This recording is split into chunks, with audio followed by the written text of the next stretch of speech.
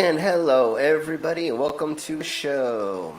I know this is a little bit of a weird time to do this show, Crazy Shite. We normally do it on like a Monday or during the weekday, but I didn't know what else to do, and I didn't want to do a game stream exactly because tomorrow Cassius is going to be doing one of those. So I felt like today we would do something, and I had this lined up for last week, but I was unable to do it, so I figured we would do it today. Hopefully we'll get a couple more people in here as guests to talk about this stuff. because I have some interesting subjects to get to. If we don't get to all of them today, we can do that in the near future. So really quick, let's bring in our other guest. Hello, Cassius. How are you doing? I'm doing great. How are you, honey? I'm doing way better now. I'm going right. slightly crazy trying to get, all the 2 gifts that I'm making for family for mother by tomorrow. I'm trying to get it done by tomorrow, and yeah, it's a lot. Yes, I can understand. Painting sometimes can become very hectic. Yes. So let's see. As of right now, the poll is at 40% Green Planet and 40% Bunker Community. So we need a tiebreaker to come in and break the tie. So if you have not voted in the poll yet, please do that and break this up, and then we'll begin speaking about whatever's the first subject. Absolutely. I can't believe that I found the Greening the Planet continued. Really? Yes. So Wow. I have the second version of it that came out in 1998, where they're still claiming that it's a good idea to throw carbon dioxide into the atmosphere to help grow plants around the planet. Right. That makes. Okay, I am going to give it just a tiny bit longer. I see that we have a leader as of right now, but I would like, if we could get maybe 1 or 2 more people to vote, that would be awesome. If not, we will get to that. And then some of the other videos that I found are completely insanely stupid. I think I put too many subjects on my plate for us to go through. If it's just if it's you and I, we probably may be able to get through it. But if anybody else joins, if anybody else joins, then I would rather have more people here as guests to fill the air or fill the time than me showing the videos. But when I find these things, my brain is like, I have to let people see these, and I love giving my 2 cents about it, even though I may be wrong or my take may be idiotic. I don't think so. But I hope that it's not, but you never know. So real quick, let's say hi to the side chat. Ooh, I didn't do that. I'm sorry. Everybody say hello to Sydney. And then, of course... Hi, Sid. Hi, Demon. Yep. And then we have the Schitts. Schitts! So welcome, everyone. Thank you all for being here. We have a bunch of idiocracy to go through. And if I could figure out a way to download clips from Idiocracy, the movie, and make a crazy shite intro with that, I would. And I may do that in the future. And of course, we have a little wolf. Wolfie! I hope everybody enjoyed the new intro that I made. I just made that right before this show today because the other one didn't have music for some reason. I don't know why it lost its music. So I just made a new version of that intro today. And then Little Wolf, you have a link to join us if you would like to. So please do if you have the ability. Yes. I'm going to go ahead and change this. Of course, I'm hoping everybody has liked and subscribed, liked, and shared the stream or my channel. But other than that, you can always go and... I have shared this link everywhere as of now. So sweet. Other than that, you can go and buy me a beer. And let's see. Now, once again, we are at a tie from Green Planet to Bunker Community. And I have a sneaking suspicion it may be Bunker Community that we're going to go over first. But I would like to wait a little tiny bit longer. You'll be there soon. Need a little bean juice. Perfect. Sure. Yeah, take your time. As soon as we do have a tiebreaker this time, I think we're going to go ahead and start. Yeah, we'll go with it as soon as we get the tiebreaker. I was going to go over the national holidays, but there's like 21 of them. Oh, Jesus. Yes. Are there any just important ones? We can, since it's just you and I again. I don't see why we can't just really quick go over most of them. We'll I mean, just call out the really important ones. The ones yeah, that we'll look just skim it pretty much. good. Yeah. So it's Astronomy Day. Oh, perfect day. Yep. Beer Pong Day. That works. Birth Mother's Day. I thought that was tomorrow. Nope. Observe Day before Mother's Day. Oh, jeez. Yeah. I don't need that much damn recognition. What the hell? No shit. Okay, Bladder Cancer Awareness Day. So if you're having your things not coming out right when you pee, you might want to go see somebody. There may be a problem, and go get that fixed. Brunch for Lunch Day. Childhood Stroke Awareness Day. Oh, wow. God, that's harsh that kids can have strokes. Fuck. Yeah. Yeah, that's one thing that you assume. Hey, Vila, how are you doing? I'm good. How are you? Good. Yeah, that's one thing that you assume that kids don't get. Kind of like with cancer to some extent. You know, your brain doesn't want to let you think that like kids get it until we have something like this. So, I don't know. You don't want to think something that horrible really does exist. Yeah, and I don't know how to get this tested for your your child. So maybe look up I think warning way to signs do it is like or with something. a brain scan. Okay. Hey, Wolfie. Guys.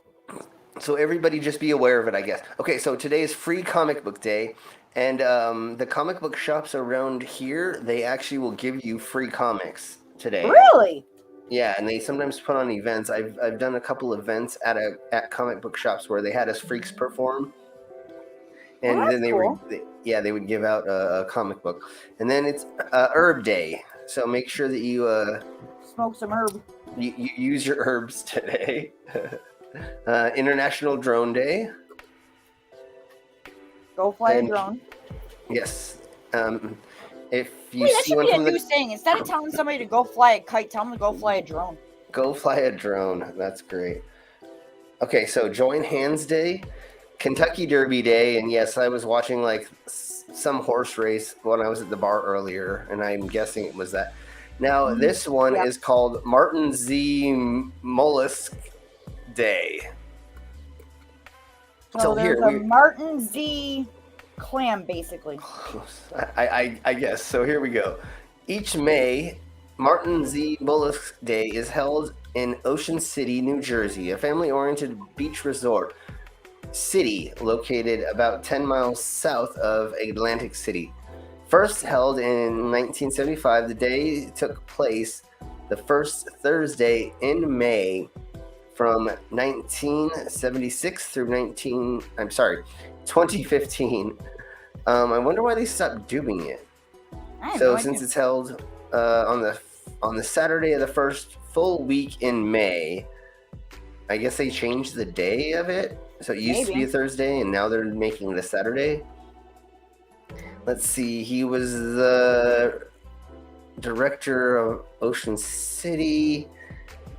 Martin Mollusk is actually a hermit crab and not a mollusk. Yeah. And he plays the role of something. Okay. Something that's very, very unique to only that little place, which has nothing to do with the rest of the world, obviously. Right. So the next one is Mother Ocean Day.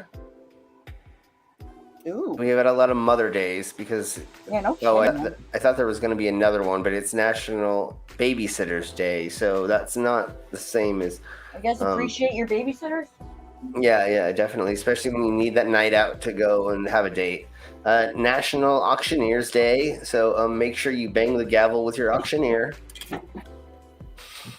Yeah, God knows I need a friggin' date night. Yeah.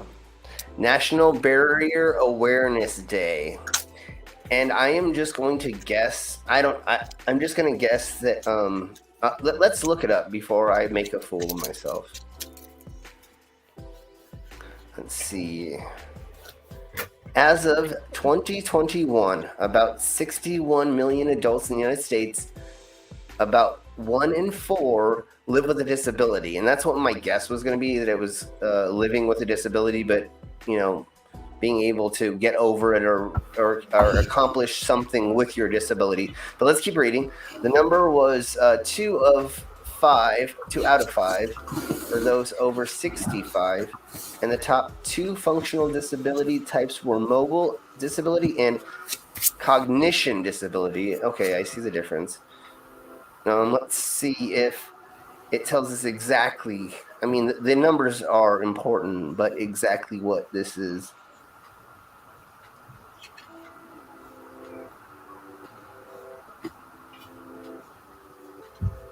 Okay, it doesn't, go further into that, but so we'll go over some more of the statistics.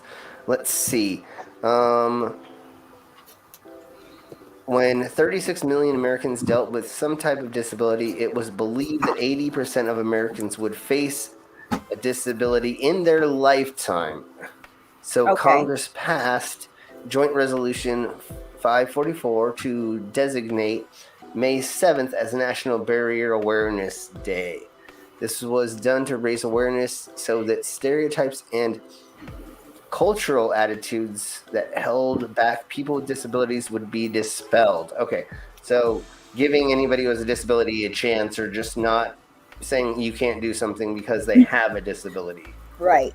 So, just quickly, Sam, it's saying at the moment 61 million adults in the United States live with a disability.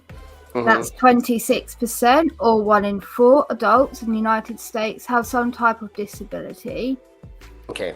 Whether it be mental or physical. Yeah, the highest percentage is in the South. 13.7% of people with a disability have mobility disability with serious difficulty walking or climbing the stairs. 10% have a cognition disability with serious difficulty concentrating, remembering, or making decisions. 6.8 have a disability with independent living. 5.9% have a disability where they are deaf or hard of hearing. 4.6% of people have a disability with vision, with full blindness or serious difficulty seeing even with glasses, and 3.6% of people have a disability with self-care, with difficulty bathing or dressing. Okay. That's in America? Yeah, just in America. Okay. Which right. That's a lot still. That like for one country, wow. Yeah, that is a lot. Yeah. We have a lot of stupid people, and they get themselves hurt, unfortunately. And I know a lot of those aren't because of that exactly, but some of them are. Okay. So next one is National Cosmopolitan Day. So if you haven't had a Cosmo girl, go out and get a Cosmo. Oh my God. Right. National Homebrew Day. So drink that moonshine. If you've got any homebrew, do it, but don't make your own homebrew if you don't know how to do it, please. You're going to probably get yourself sick. And don't make your own homebrew if you have a fedora, a beard, and a waistcoat, because then you're just a stereotype. And you ride a unicycle. Yep. A unicycle. I'm glad you got where I was going with it. Yeah, exactly. This one I really want to take part in, and if I would have known this, I would have figured a way to get one of these. Maybe I can later. National Roast Leg of Lamb Day. I love leg of lamb. Oh, it's so good. I've never had it. Oh, it's so bad for the animal, but I love.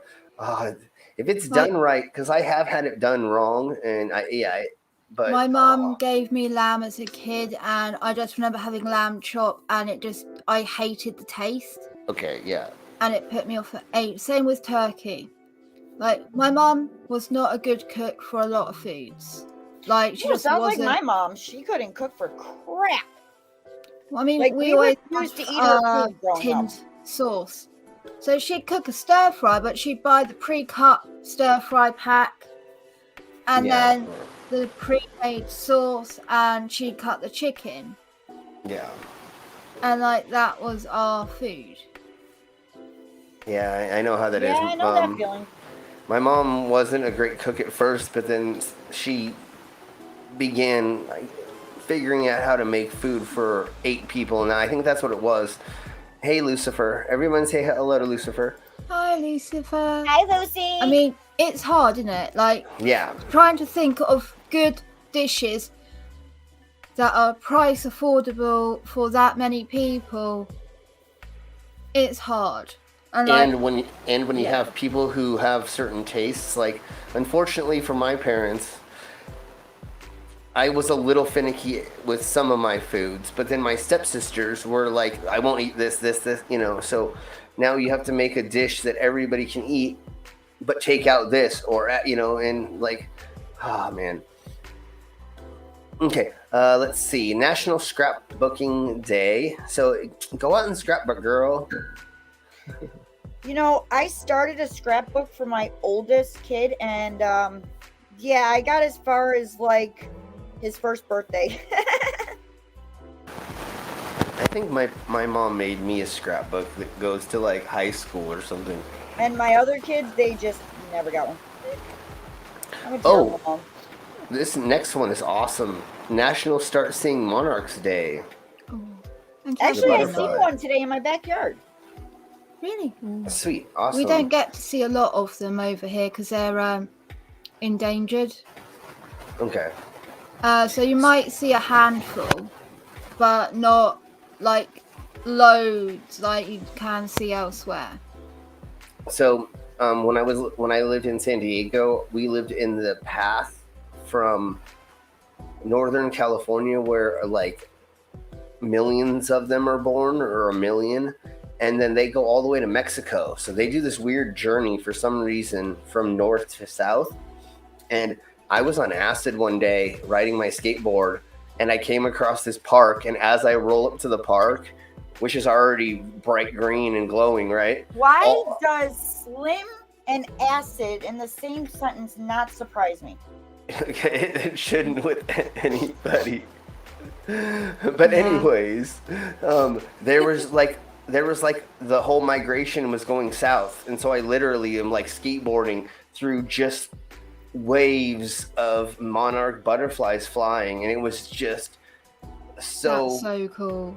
Yeah, so surreal and so amazing. I mean, I stopped a couple times and just like watched it for a while and was like, this can't be really happening, right? But you know, I knew the migration does happen at around that time of year, and so I was like, they sort of travel south to go to the special trees in this one for national park. Yeah. Because that's where they all go to breed. Yeah. And they need to get away from the cold, and like they kind of hibernate or something over there. Can't remember. Yeah, it's some weird. It's usually some in weird Arizona. Migration thing. Yeah. Well, there is some in there, but they go from like San Francisco or something like that, and they'll go all the way to Juarez, Mexico, or something like that. I don't remember exactly the full path. Isn't there a place in Arizona where like Oh, I'm sure there is. certain times of the year there's like huge like Pacific Grove? You see tons of them in like parks. Is that it? Maybe. Is that in Arizona? Maybe. I just know it's a place in Arizona, and it's known for having like billions of monarchs. Yeah. I think I know which migration you're speaking about, because I think there might be a couple. I'm not 100% Oh yeah, look, sure. there are quite a few butterflies that do it. There's one that's like the really huge ones that are like this big that also do it. Same as like over here we get to see the swallows. Yes. When they migrate, and you see the flocks where they're doing that pattern of like the whooshy thing, and it's so tricky. Sheila, you're jealous that we get the monarchs. I'm jealous you get the swallows. Because they are so beautiful. I absolutely love them. They're so beautiful. I will when they're doing it next. I'll try and grab a recording for you. Thank you. You know what's That's really alright. cool? You know what's really cool is in Fort Collins, where I'm at, there is a bat migration that we go through. So during like a month out of the year, I mean, they're here all year round, but there's actually like 1 month where literally every time you go outside, you just hear, and there's a couple bars that actually have bat houses that are federally protected by the wildlife. Oh, Like wow. you can't, if you do anything to these bat houses that are on these buildings, you literally will go to like federal prison. Federal and shit prison. like that. Yeah. Yeah. Over here, you cannot disturb a sleeping bat. Yeah. So, and you can't destroy a bat nest. So if you find you've got a net bat roosting in your loft, Yeah. attic, You're you screwed. can't move it. You have to wait for it to leave. Yeah. So what a lot of people do is they'll wait for the night time for it to fly out, and then block it off. Because then it will find another home. It's okay, and then it's not Mhm. getting hurt. But yeah, like they over here, they are really protected because our numbers are very low, and yeah, I don't know. I'm glad we have that protection for them. I just wish they would actually do it. Yeah. Because they don't. It's just on paper, and they don't really. No, Okay, okay, they right. would if I did it, but if someone building a housing complex did it, They get away they with don't it. get in trouble. Yeah. Yeah. That's Fucking Okay. bureaucracy. Let's get to these last two right quick, even though there were a couple other ones that they were lame. Wildfire Community Preparedness Day. I don't know, Vila, in how many fires happen over there, but here, especially like where I'm at, there's wilderness all around me, and we have to like worry about wildfires constantly. So Oh yeah. I'm glad We that there's don't this get them because a lot. Like we had one Yeah. massive one in you know Winnie the Pooh. yeah, 100-acre forest is a real place, right? Oh, okay, I live near it, and that got set on fire. did you live here?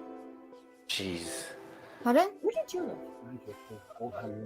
Oh, sorry. I thought you were Oh saying to no, I'm me. talking to Yeah, my yeah, best yeah. friend because Yeah.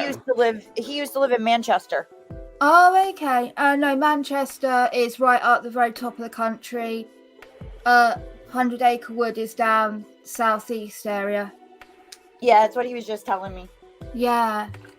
No, it's really cool though. Like they have a actual area dedicated to it called Pooh's Corner, and there's like a gift shop and Aw. stuff like that. It's really cool.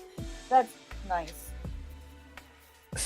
So, really quick before we get to the last one, yeah, where I was born was in the middle of the mountains, and the only doctor that was in town was on vacation, and he had to be called off of being on vacation to come and birth me. So that's how small of a place I was born in, and Oh, that's wow. how wild the wilderness is around me, pretty much. You don't get that here. Like, Yeah, okay, yeah. you might do, but Yeah. even then, it's so hard for you to be out of the way. Like, I think 2 years ago there was a thing where there was really bad flooding, and someone was like in labor and they didn't know what to do. So like people managed to like carry the doctor and all the equipment in the ambulance and stuff over to her, or they did it. The whole community worked together to find a way to sort them out. Yeah, But yeah. like here, you're fine wherever you are. Really, it's very hard to be actually unable to get medical attention for hours. Yeah, if you go up into the mountains, the Rocky Mountains, which are the largest mountain range in the Americas, there are places where like there are so many dead bodies, or there are like cars that are flipped over on the sides of the mountain, and just nobody ever helped them. It's crazy how wild it is out here. Okay, so let's get to the last one. World Labyrinth Day. I really like this one, and I would love to go through a labyrinth right now. I was That thinking would be more of awesome. watching the movie. That would seriously Well, be Yeah. awesome. I love watching the movie as well, of course. The movie but- was one of my favorites, and I got my kids hooked on it. And they'll be like, Mom, Mom, and they'll say a quote from the movie, and I'll be like, I love you. I really love you. All right. So it looks like if anybody else wants to vote in the poll, please do that now. It looks like Green Planet is 36%, Anti-Drugs 27%, Shoot to Kill. And I know I didn't preface it right, and that's why I think people less wanted to see that, but it's okay. It's a World War II training video from the UK, but we'll get to that. And then Bunker Community is 27%. I actually thought Bunker Community was going to win, but I'm going to give it like 30 more seconds, see if anybody else wants to vote in the poll, and then we will get to the video. So I don't remember exactly who was here. I hope it's not my mic. Is my mic? Not mine. I was muted.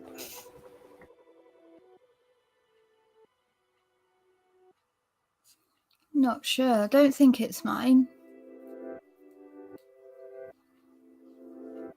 Okay, well, let me know if that still is happening, Irish. And hello, Irish. Welcome. Let's see. Now... Yeah, Vila, when you first came in, you were like this. They had like this crackly white noise sound behind you, but now you don't have it anymore. Oh, okay. That's well, weird. Hopefully that got fixed. I know technology's silly. Yeah, it's not there anymore, so we're good. And right now it looks like we are at Green Planet and Bunker Community are 33%. So we need a tiebreaker. Too many people. Okay. Once we have a tiebreaker, then we will get to it. I'm guessing we're probably now. Yes, I'm guessing we're gonna do Bunker Community, and I really didn't think that was gonna happen, but it's gonna be a fun or interesting video. There is I don't know if it's a group of people or if it's just one person. I think it's probably just one interviewer. They interview the largest bunker community. Really? Yes. I don't know exactly where it's at. And then Green Planet is the continued version. So it is the oil companies that want to push that the more carbon dioxide that we put into the atmosphere, the more plants are going to grow. So it's a good thing for the world. Plants do, take our carbon dioxide and turn it into oxygen and everything, but I don't think that's going to work. Well, and if the oil companies were like putting in forests, maybe I could understand their logic, or putting in things that were going to they just change expect it. Plants to come from out of nowhere, yeah, they were just saying that more plants will grow, more of them, bigger, better, and they're like, and of course, I don't remember once again who's here, but if you didn't watch the first one, they pretty much said that all vegetables are going to go 3 times as big because there's more carbon dioxide, which the plants are going to use to turn the vegetables into but bigger. That's not necessarily a good thing. No, of course. They can own a bigger fruit isn't always better because there's only a certain amount of taste in it, which means it's distributed out more, so it's not as strong. Yeah. So you're getting more weight, but not necessarily more. Yeah, and like my taste or usable. It's not like it's more usable. Like, oh yeah, this is going to be great. I can get a nice big one. You're going to need 3 of those big ones to get the same taste as one normal size one. Although that's not with all items. And my friend just said you might end up getting fruit that won't produce seedlings. Yeah. So all of the fruit that they do now are F1 hybrids, which are sterile. Okay. Yeah, most seeds that you get are sterile now. They're F1 hybrids because they don't want it where you buy one round of seeds, which have been genetically mutated, and then you harvest the seeds and reuse it. Then you only have to buy the seeds once. And they don't want so easy one I say is sunflower. Produce. One sunflower, produces, let's say, 50 seeds, right? So you buy one sunflower seed, you propagate it, you now have 50 seeds. Now, out of those 50 seeds you propagate, you now have 50 sunflowers, each producing 50 seeds. You can now start selling sunflower seeds. You can start selling the sunflowers. Yeah. And that company started a whole business off for you with their genetically modified sunflower seed for a $5. And so they lose out on money. So now they only sell F1 hybrids, so sterile, and you have to be in a contract with them. Like in the UK, it's really bad. There's only one company that sells to the farmers, and there was a big lawsuit because a farmer bought the normal seeds from the company, and there was a natural hybrid that happened where a bee cross-pollinated and a new hybrid was made that wasn't sterile. It had happened completely naturally, the way plants do, where you get new species of plants through cross-pollination. And the farmer used this now non-sterile plant to make seeds. The company sued him for it because he had that plant that wasn't sterile anymore. And he lost. The farmer lost and had to pay the big, massive million. How was that his fault? It just happened naturally. Apparently, he should have handed it over to the company or destroyed it. He shouldn't have utilized it. Oh, that's dumb. And it's disgusting. But yeah, unfortunately, it's a big thing. And like you say, if it doesn't lead to them being sterile, Monsanto, yes, thank you, Skits Crasher. Yeah, if it doesn't lead to them being sterile, the companies deliberately make them sterile because money. Yeah. Totally. All right, so it looks like Skits, I completely forgot the fucking name. It looks like we're gonna end the poll right now, and we're gonna go with bunker community because we definitely need to get to the subject. That's why I love Skits, because he's like my Google machine. So. It says for me the bunker community is at 35. Anyway. Okay, give me a second. Yes? Hold on. No, pause. Okay, well, that's okay. Let's see. Bunker community 1. Yes, so bunker community 135, Green Planet 28, and anti-drug 21, and shoot to kill 14. So there we go. All right, so let's get to... Yes, so you blame the bees. Exactly. The largest bunker community. So here we go. I sped it up some. If it's too fast, we can slow it down.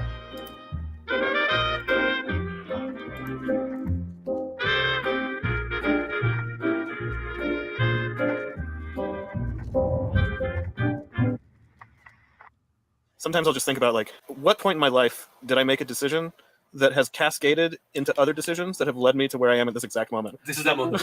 Since we started this channel, we've tried to do everything we can to bring you all the best content. Come on. But this week, we thought we would get out of LA and try something a little bit different. Yeah, that's super fast, Slim. Okay. Maybe just like one notch down. Oops. Yeah.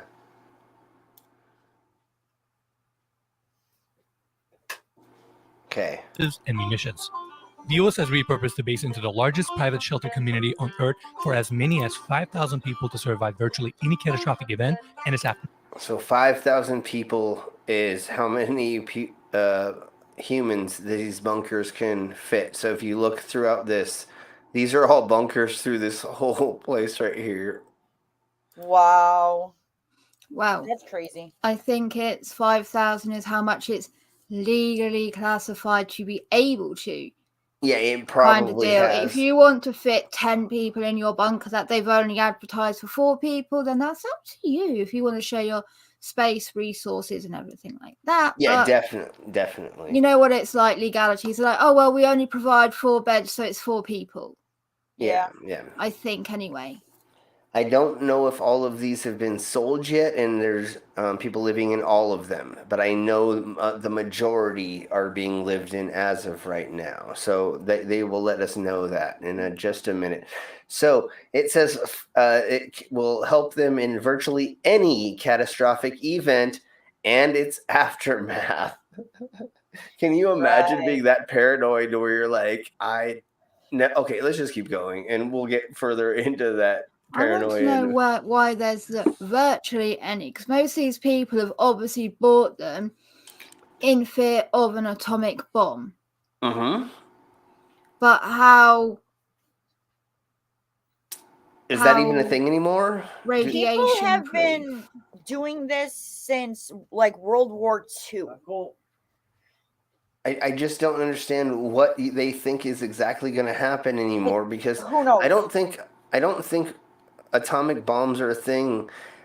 Chemical warfare, yes, okay, I could believe that. So maybe needing to hide from weapons are. I'm sorry, I misspoke. I mean, I thought atomic bomb and nuclear weapon were like the same thing. Yeah. But yeah, like they're worried about like getting a nuke, like America getting nuked, and surviving that nuclear winter kind of bullshit. Yeah, but I don't. Hey guys, I'll be right back. Okay. Okay. I just don't know how many people are actually going to drop a nuclear weapon on the Americas, especially, well, I guess they're in the middle of nowhere. I don't know. I think there's other things they're going to try to do other than that, because we already know how horrible the aftermath of that type of bomb is. I think it's going to be certain other type of chemical, or like what Russia's trying to do right now, or supposedly they're going to do, is internet attacks, or stealing information, or giving fake information. They're going to be doing not the same anymore with dropping bombs. It's more likely they will take down the electric grid, the water purification plant, internet, hack those thingy-mabobbers. That's really where it's going to be in the future. Exactly, Vila.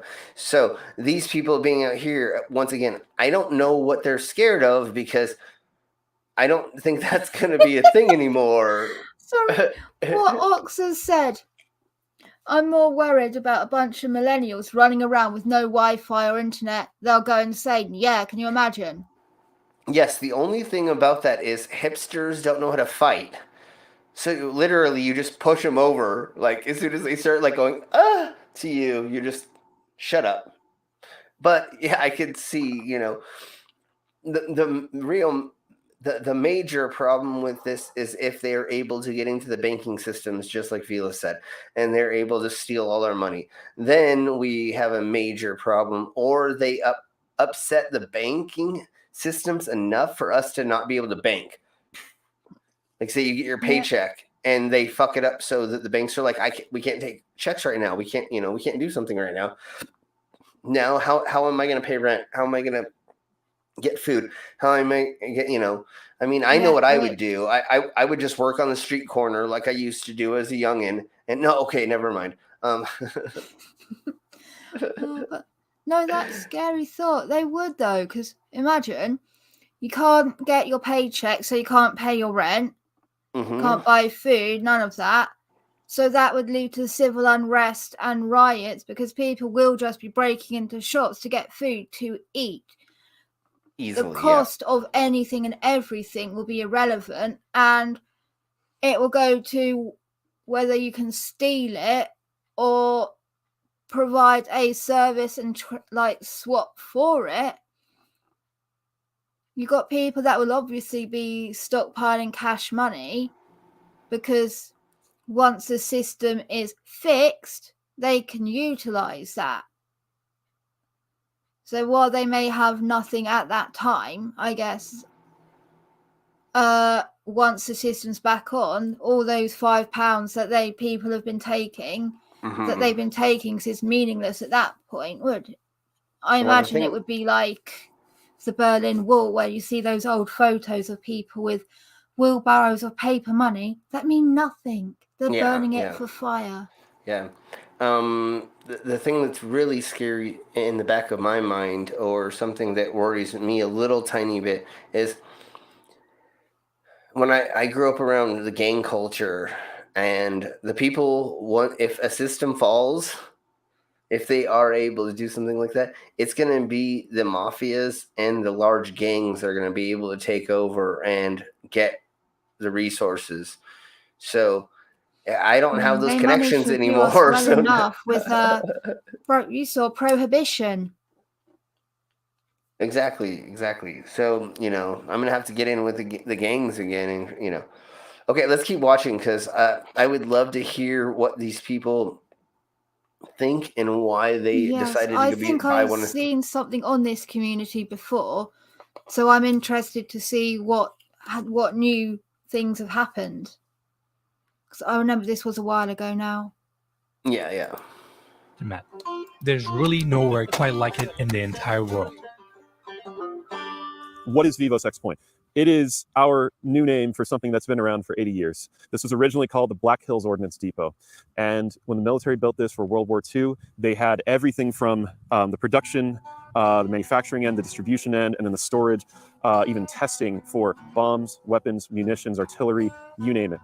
What we have turned this into is now the ultimate off-grid survival community, and it is the only place like it, not only in the country, but in the world.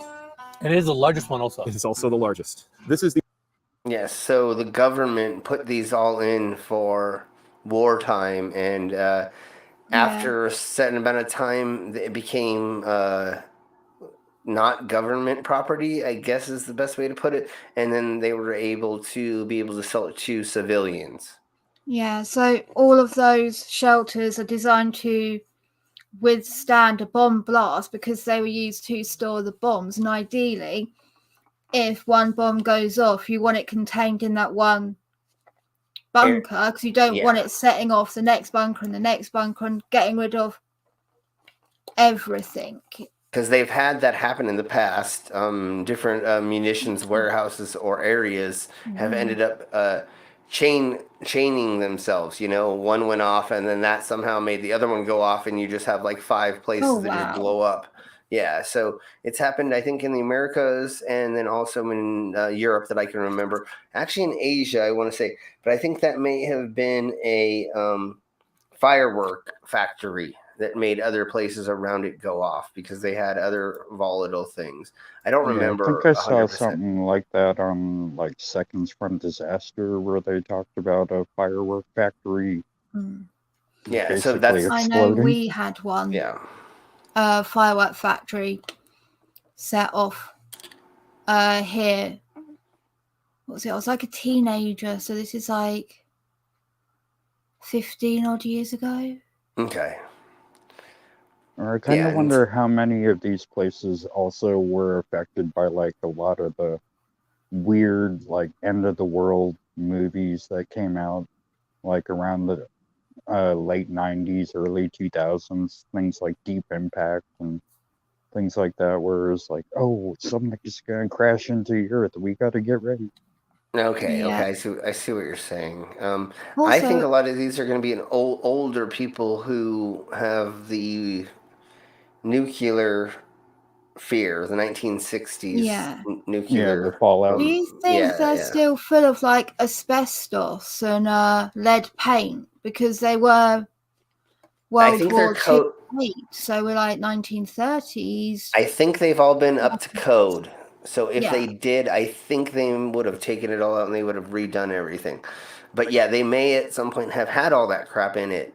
And so even if you clean it out, it may still, you may still have a couple flakes of it around or something. So yeah, it may still not be. And once again, I don't know if I need to say once again. Well, yeah, I already said this is in the middle of nowhere. So I don't know where their hospitals are. I don't know if they have a school. I'm sure there must be, maybe.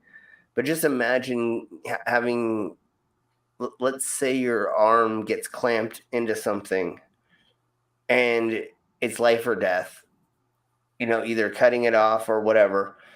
And you don't have, where are you going to go? Do you have to call a chopper and get choppered out of there? Let's just say not like even they're older people. Mm-hmm. You have a stroke. Yeah. What are you going to do? What's cell coverage like out there? Landline, Exactly. internet, any form of communication to whoever. How are you going to get out there? And then it's America. You're going to have to pay for a helicopter to come and get you. How And much that's is like a helicopter ride? 2 to 4,000 with just to actually have anything to do Yeah, with it. just the gas. Yeah, just to Wow. even call them probably is $2,000. Because, like, I remember my adopted mom had to go on a ambulance ride to the hospital, and it was like, Mhm. let's say, under 5 miles. That was an $800 trip. Yeah. Wow. Yeah, in the Americas, if they ever ask you if you want to drive yourself or get a ride or take an ambulance, you always say, "I will find a way to the hospital," unless you're actually dying. Like if blood is spurting out of you and you need it to be stopped while then no. Yeah, it's ridiculous here. See, Okay. over here, it's like, oh, like, can you get over here on your own? No. Send me the ambulance, send me a car, whatever, I don't care. Yeah. Like, you could get a helicopter and pay nothing. Like, it Yeah. scares me that you need to pay for that sort of thing. Like, out It's of all because the things, like having to pay for an ambulance, that's a bit extra to me. it's because here there are grown adults who think I would rather pay for health insurance, which is a gazillion dollars, rather than paying a tiny bit more taxes so everyone has health insurance because I ain't giving my money to nobody because I made my money and I'm going to spend what I want. Even It's though it would be less than the insurance you pay, Yeah. and everything is covered.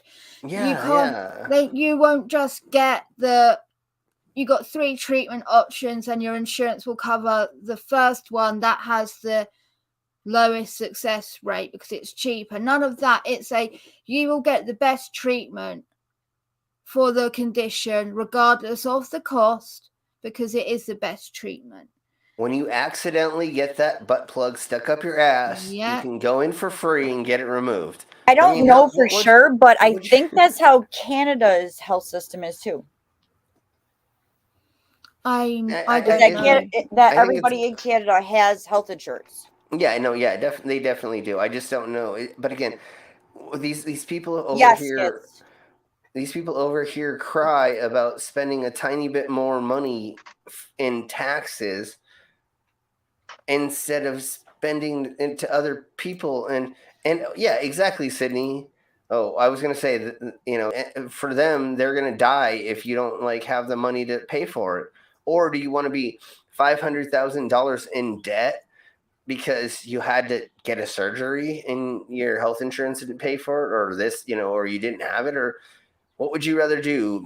I would rather give $100 more in taxes in whatever way, just so when I have to go into the hospital, I can do it, or for my teeth, or I don't know. Is there dental there as well, Vila? Yeah. So the NHS does cover dental stuff, but don't worry about that. You pay a reduced rate mostly, but then if you've got disabilities, if you're on certain benefits, when you're pregnant, over a certain age, so until you're 18, it's completely free.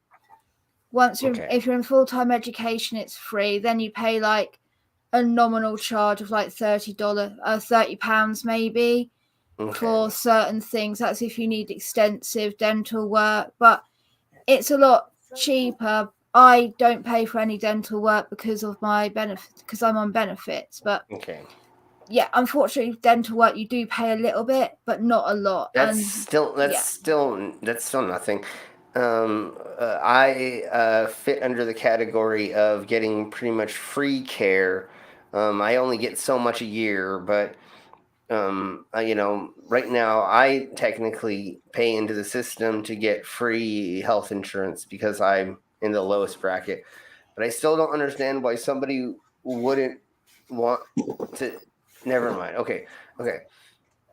Let's see. Demon says, I still pay a lot for dental. My teeth are painful. Yes. Oh, Unfortunately, sorry. teeth are like the weirdest thing in the human body that I think. Otherwise, it's the vagina. It's the teeth and vagina that are the two like interesting things in the body because so many things are going on, right? You have all these different cultures. You have these things growing. You have this always movement in them. You know what I'm saying? So to me, the mouth is like the weirdest fucking thing in the world because you have bone coming out of soft tissue that can wiggle and that can move, swell. I mean, your gums are this weird contraption as well, and then the palate, your tongue, which is let's see. And we talked about that movie many times there, Irish Stew. Teeth, and yes. Yes, and that movie is fucking horrible. So It's anyways, called it just something teeth? dentata. Okay, yeah. But your tongue is either it's the strongest muscle in your body, is the strongest muscle in your body. Heart. Okay. I thought heart's the strongest. Your tongue is something. the only muscle in your body that is has a single fixing point. Every other muscle has two places where it's structured. There. Arm muscle here. It's the only one that's got one fixed point here, and then there's nothing else on the other end of it. It's the only muscle that's got like that free. Okay, yeah. So once again, it's it's very unique. Your mouth comparatively to the rest of your body is, and then like I said, the only other thing that is interesting or has as many things going on is the vagina, because it is always doing things. I mean, there's a cycle going on inside of there, and it's a culture. So it's and as someone with chronic fucking pain, like I will say, still, tooth pain is the worst. Yes. Oh yeah, no, mouth pain is the fucking worst. Like I'd rather go through labor again a million times over with no drugs than have to go through tooth pain. In it, like it's tooth. I can for the most part handle my chronic pain, right? Yeah. But tooth pain, I'm in the ball crying. Like I cannot cope.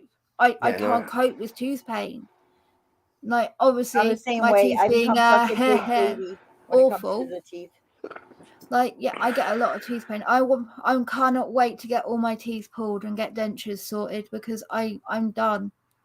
I can't Honestly, cope with Vila, you're still gonna have problems. You could still have problems after that because I don't care who knows. I have dentures. Really? And, I have like peaks of jawbone that stick up underneath my bottom dentures. And then for some reason, the jawbone up on my top jaw, it like I brush my teeth multiple times a day. I keep my dentures clean, everything like that. I take good care of myself. But like the dentures wore a hole in my gum. And there's a piece of my jaw sticking out. That sounds like they didn't fit them right. They weren't fitted right. I've gone through more hell since I've had these than I did before. Like, granted, yes, you don't get the like throbbing tooth pain anymore, but there's still a lot that can happen, and that shit hurts too. Yeah, because Paul's got dentures as well, and he was saying how it's been amazing since he got them and how much they've helped him not only be more comfortable, but like confidence-wise. Yeah, but if they don't fit perfectly and you get like one tiny little speck of pepper under there, it feels like shards of glass under it. Okay. Can you get new ones sorted, or is that... I have an appointment on the 10th They're gonna try and figure it out. I switched to a new so glad dentist, so they're for gonna you. try and figure it out for me. I'm so glad for you. I might actually this time be able to get the implants. Really? Nice. Heck yeah. Oh, Awesome. that'd be great. Those are becoming way more used, prevalent, available. Yeah, and all of those my insurance will pay for it if I have a letter from my doctor stating that my health depends on me having permanent teeth instead of dentures. Nice. And my doctor already said she'd do it. Okay, let's get further into this because, yeah. The highest point on our property. And I just love it because it's a vantage point. We can see the entire property, all of the hundreds upon hundreds of bunkers. Not to mention, you'll literally see anybody coming in. Yeah. So you have a really good sense of the area and control of the area. Yeah, exactly. From a security standpoint, this is a very strategic location as well. Amazing. I want you to explain it in your own words. How does it feel to be here? Because first off, I love it. It's so quiet. I still get the novelty of being here from the first time I ever stepped foot on the property. And that was, back in 2016, 2017, I want to say. I always tell people you have to really, you can see it. Yeah, no, he's a real cowboy. Pictures, video, you can see it on YouTube, you can see it on cable TV, but then it's different when you're actually here. The connection to nature, we. Hold on, let's just show that again. I mean, yeah. I always tell people you have to really, you can see it. Beautiful view. Pictures, video, you can see it on YouTube, you can see it on cable TV, but then I mean that's not a view, that's barren wasteland to me. Well, yeah, no, I meant that, dude. Look at that. Look at how those bunkers are set up. That's so creepy and scary. Wow. Okay, yeah, I'm creeped out. And I don't know. He's like, oh yes, it's a great.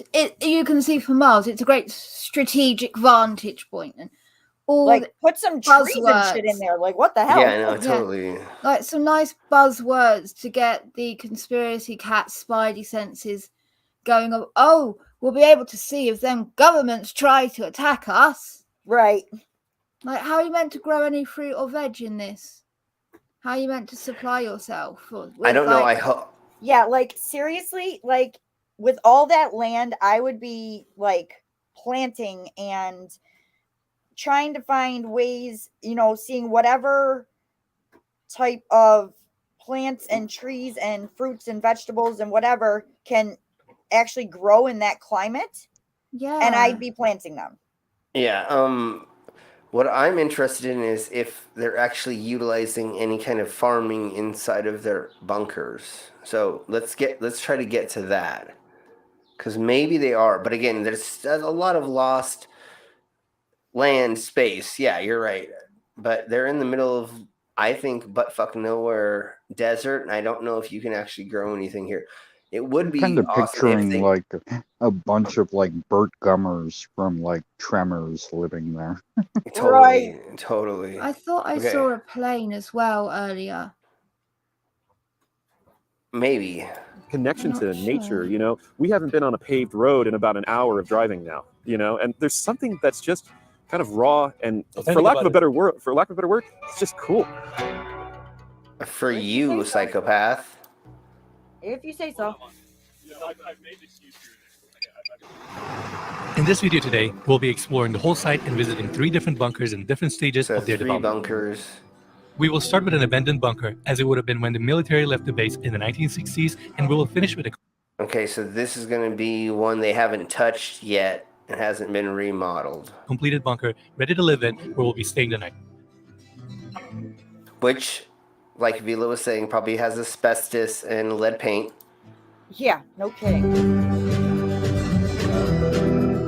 See, this would be cool if it wasn't in the middle of buttfuck nowhere. Literally, if this was outside of town, and you could take this land and make plants on it. If you could grow corn on top of this, right? Then this would be pimping. I would do it. I would live in a bunker. Or even if they had some greenhouses that they could grow stuff in, or they could control the climate and stuff. Sorry, that just reminded me. I saw the most amazing thing someone had done like that. So they built their own eco house, so it looked like a hobbit house. Mm-hmm. And then around it, they'd built like a greenhouse. Yeah. So they had this whole greenhouse surrounding the entire outside of their property, which added an insulation layer and heating in the winter, and in the summer it helped keep it cool, and they could have food and everything. Like, that would be an amazing thing that you could do. Yeah. Within that, like, it's possible. Yeah. Unfortunately, these freaks are expecting there to be nuclear or whatever, and they don't want to grow anything outside because they think.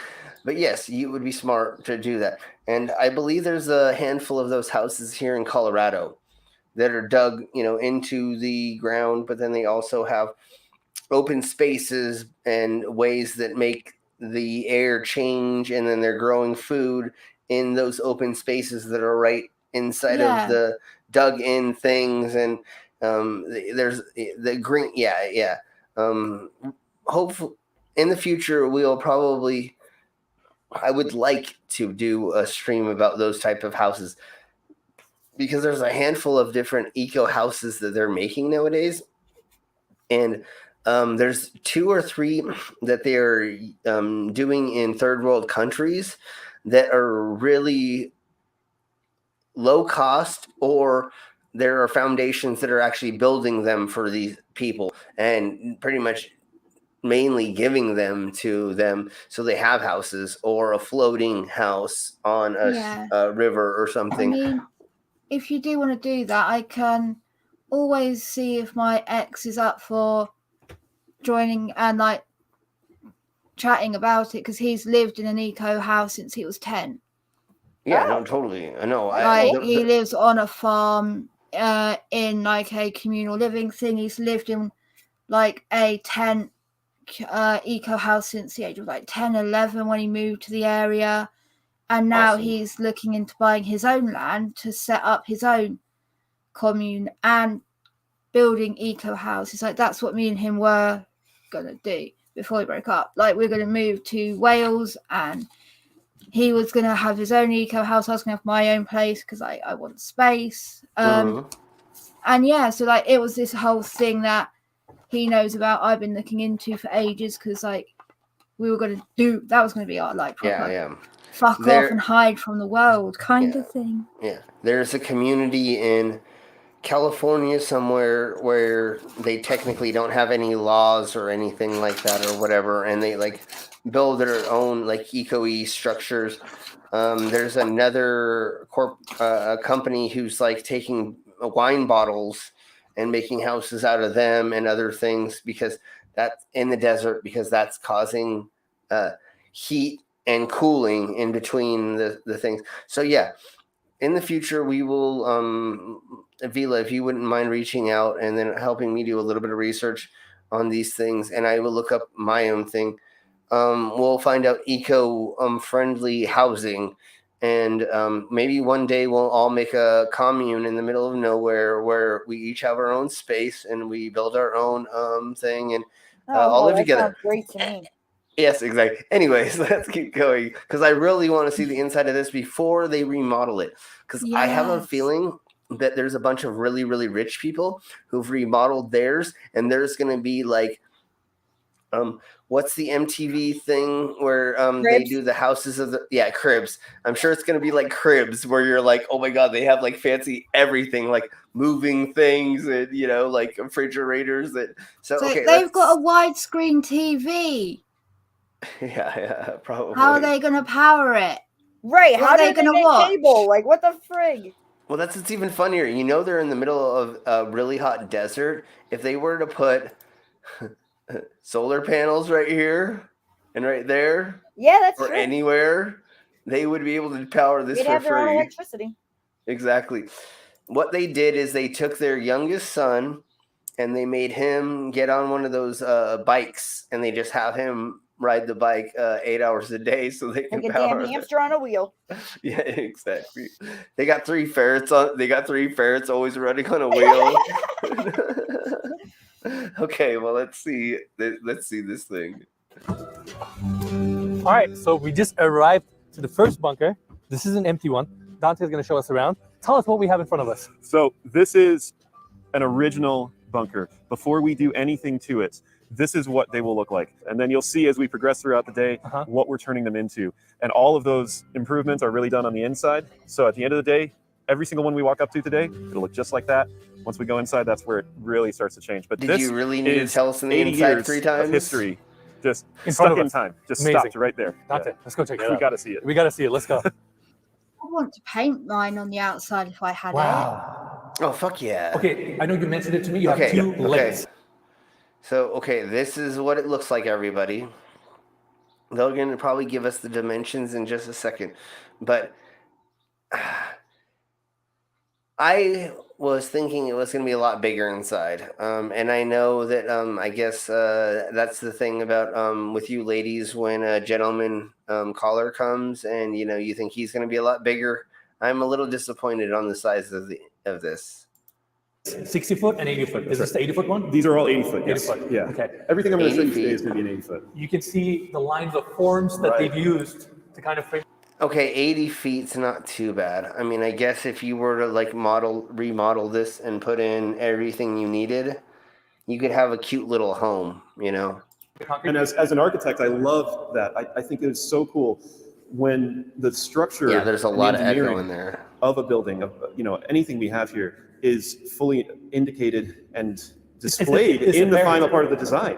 And you don't see that a lot. You see in standard development that these were not meant as architectural masterpieces, but there's something that's so damn cool about them being now used for architecture. In that, yeah, you can see perfectly they have the foundation, and then they come up with this block. This particular section goes about 6 feet out.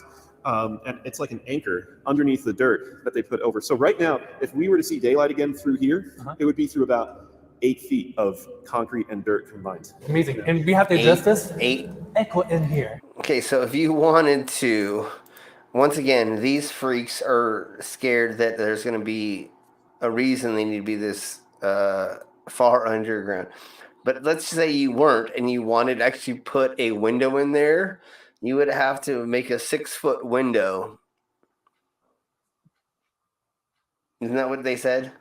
It's 6 feet 8 deep. feet. So 8. Yeah, Okay. so the walls are 8 feet thick. Okay, and then you're under like what, 3 feet of dirt, probably? You think maybe? No, that's what they mean with the dirt and the concrete. Okay. The daylight has to pass through 8 feet to get in. So if you wanted a window at any of these things, and once again, I know these people are psychopaths and they think that there's going to be something where they need to be sheltered. But if you say you wanted to make a window in there, you would have to go through 8 feet of dirt or 8 feet of something to make a window. That's crazy. It's crazy. I mean, like Dante said, this is as raw as it gets. And keep in mind, these weren't built to be homes. These were built to be storage units, safe storage units. Exactly. And the safest stores that we had in the country probably at the time next to Fort Knox, And, we've talked about it with waterproofing and proper maintenance. Oh, pause I genuinely think these will last. Yeah. I just looked it up because I'm curious and I'm also like pedantic and petty as fuck. I looked up how deep does a bunker have to be to survive a nuke. Okay. It says the optimum bunker depth recommended by professionals is 10 feet. That's depth. So they're not even close to 10 feet deep. That's a 8 foot dirt and concrete at that side point at the foundation, which is the thickest level. It tapers as it goes up. Yeah. So it's nowhere near the thickness that experts recommend. Yeah, that's hilarious. And I kind of figured that a little bit when I saw these being a little bit above ground because I thought they should be actually completely underground. But I think this is where we begin seeing what a bunker that has been turned into a facility or a home looks like. So here we go. This is one that we've really taken our time with. You get a really good sense of like, this is really going to start looking like a house to you. Okay. Hold on. We have to go back. Does anybody see a problem with this at all?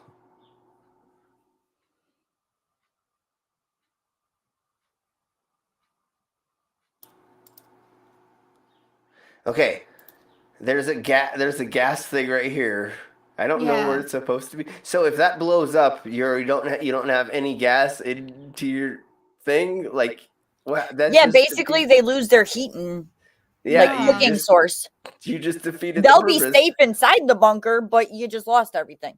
And then one other thing that I just noticed that I noticed on this other bunker, there's a smokestack right here. Look. Oh yeah. See? Oh, I didn't even notice that. Wouldn't that?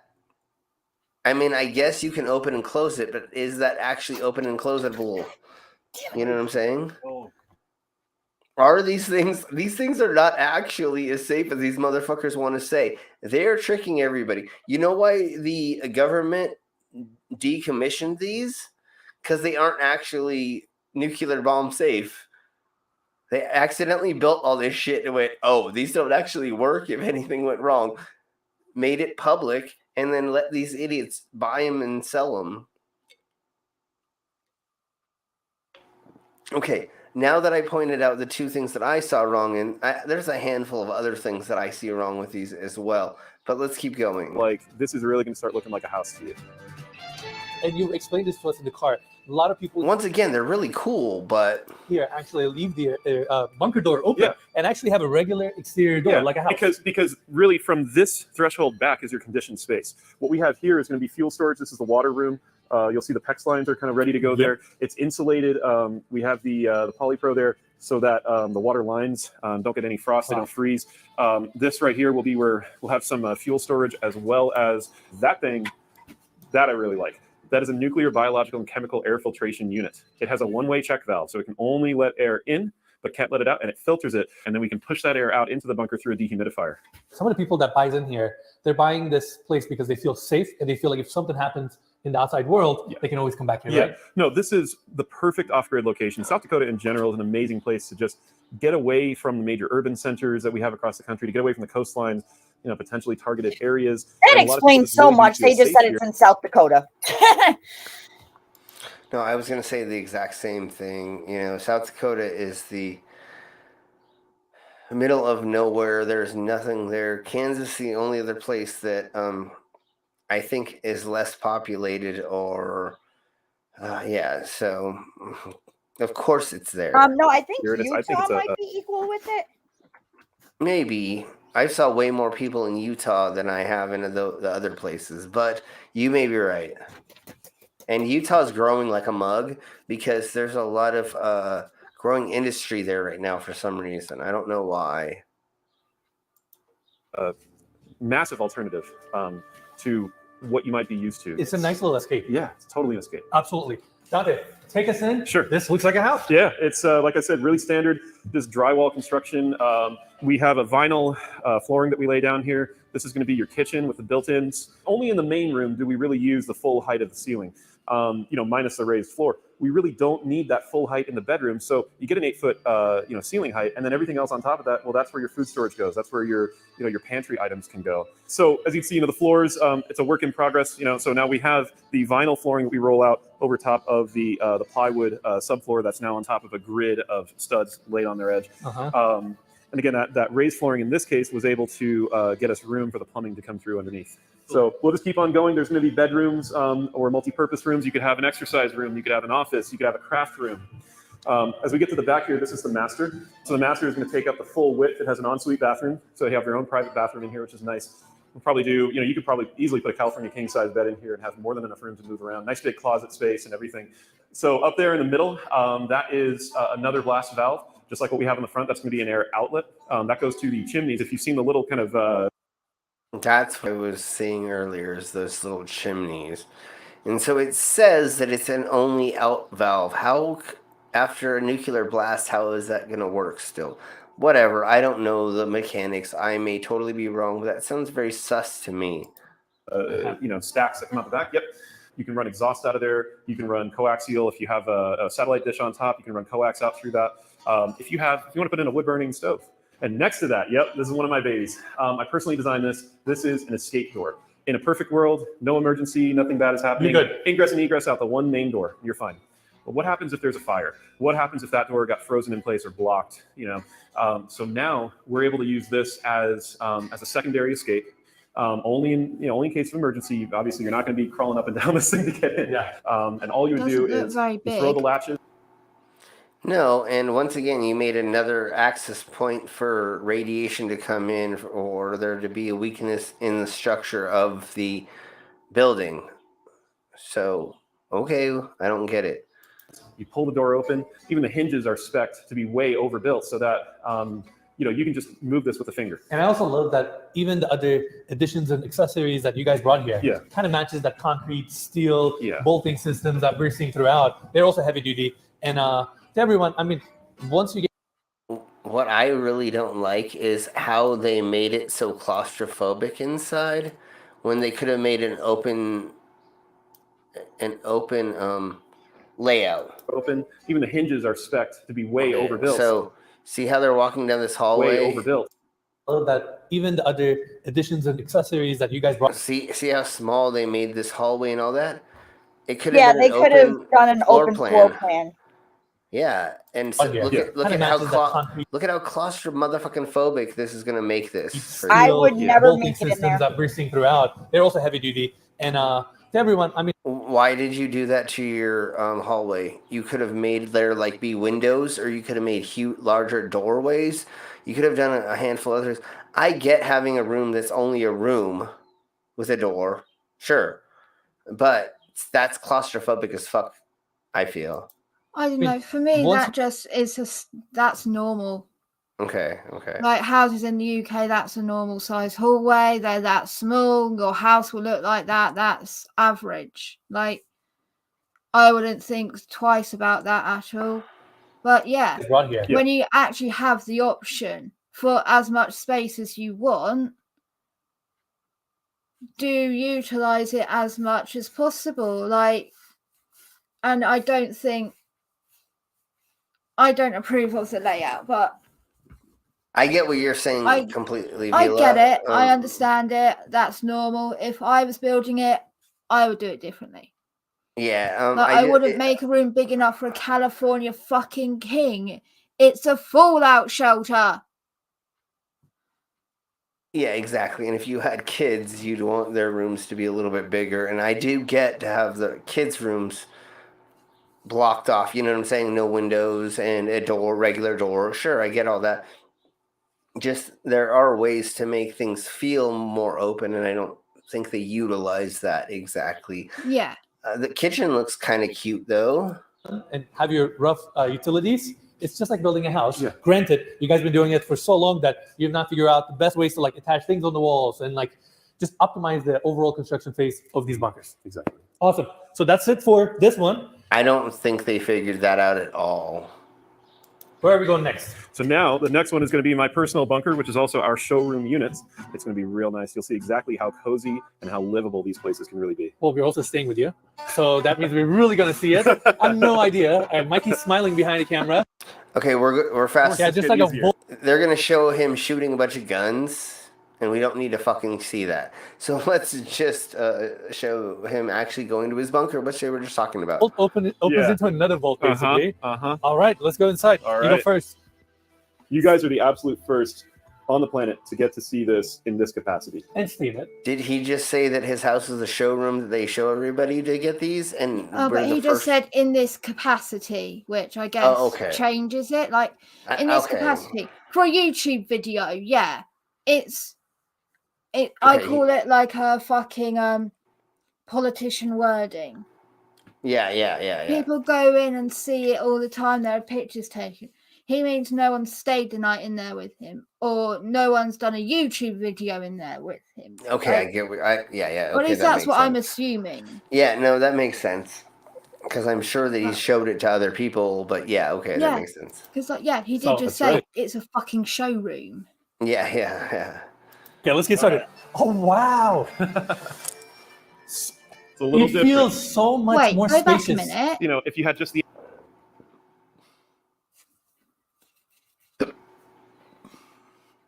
I'm going to mute it. Because he literally just said all of them look like that front. Yeah. Yeah. Yeah, his one is the only one with this porch open way.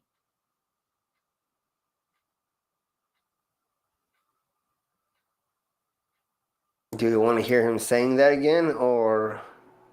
Oh no, he didn't say that, but he just said all of them look like the other one. This doesn't look like the others.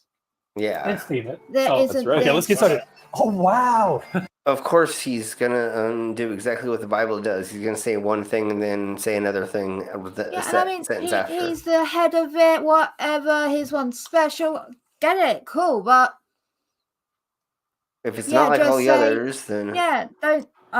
I'm just being pedantic. Never mind me. No, I get you.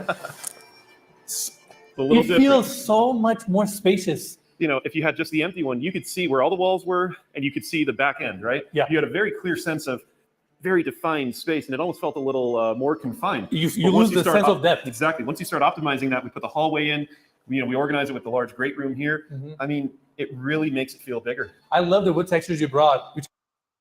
I think that if they were to leave this open and not cover it, I would feel way more comfortable with it. You know what I'm saying? Or I don't like that big gap. This gap? Yeah. Have something at the top to hide it. It just looks like totally. Yeah. There's something wrong that I don't like on this part. There's something visually disconcerting about it, and I don't like it. It looks like those are just pre-made rooms slot in. Yeah. And they've not finished it like you're meant to with like the finishing facade touches and Yeah, totally. Yeah, exactly. Yeah, I don't like it either. It kind of softens up that concrete type of feel. But we wanted to keep, kind of a rugged, kind of barn house, somewhat masculine kind of sensibility to that as well. And even the way we do the lighting here. If you think that looks masculine, you need to go back to cowboy school. I'm sure he is a cowboy, but and then another thing. Why does it need to look masculine? Why couldn't you have a home that just looks like for people? I get if you are in there, you want it to look masculine, but no, not everybody wants it to look masculine. The whole thing is very disorganized. So you have the brown sofa. Yeah. Right. Then you have a wooden coffee table. Yeah. That's a different color wood to the floor. Yeah. That's a different color wood to the wall. Everything's That's a different color wood to the kitchenette table that you've got. That's a different color wood to that disgustingly big dining room table that they've got to the side. Yeah. That is that table looked like it could fit 8-10 people.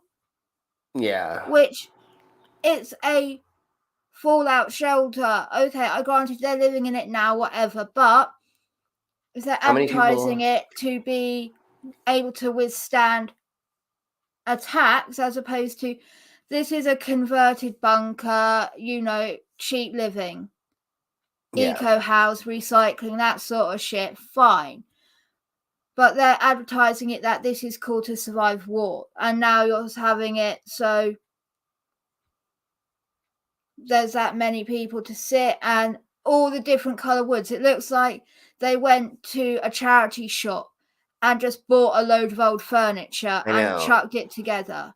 Yeah, it looks so fucking bad. And it doesn't look masculine at all. This looks like, honestly, this looks like a bachelor pad that's a young college couple. I would say you're on the right track, but I would say that it looks like a college bachelor pad when you have 4 roommates that are all moving in together. Yeah, or it's you've just had a girlfriend move in and she's brought her girly shit too. Yeah, exactly. You get what I mean? It doesn't fit. It doesn't match all together. Okay, let's keep going, and once we get to Just him explaining this, then we're pretty much done. I think with this because we get the concept. I believe we didn't want to start putting cans in the ceiling like you're used to with standard homes. We wanted to keep that open. We didn't want to compromise the concrete just to put lighting in. So what do? This really nice open, nice kind of lighting. Yeah, it's kind of an indoor-outdoor thing, but it works really well for this kind of space. Amazing. I want to cover the kitchen.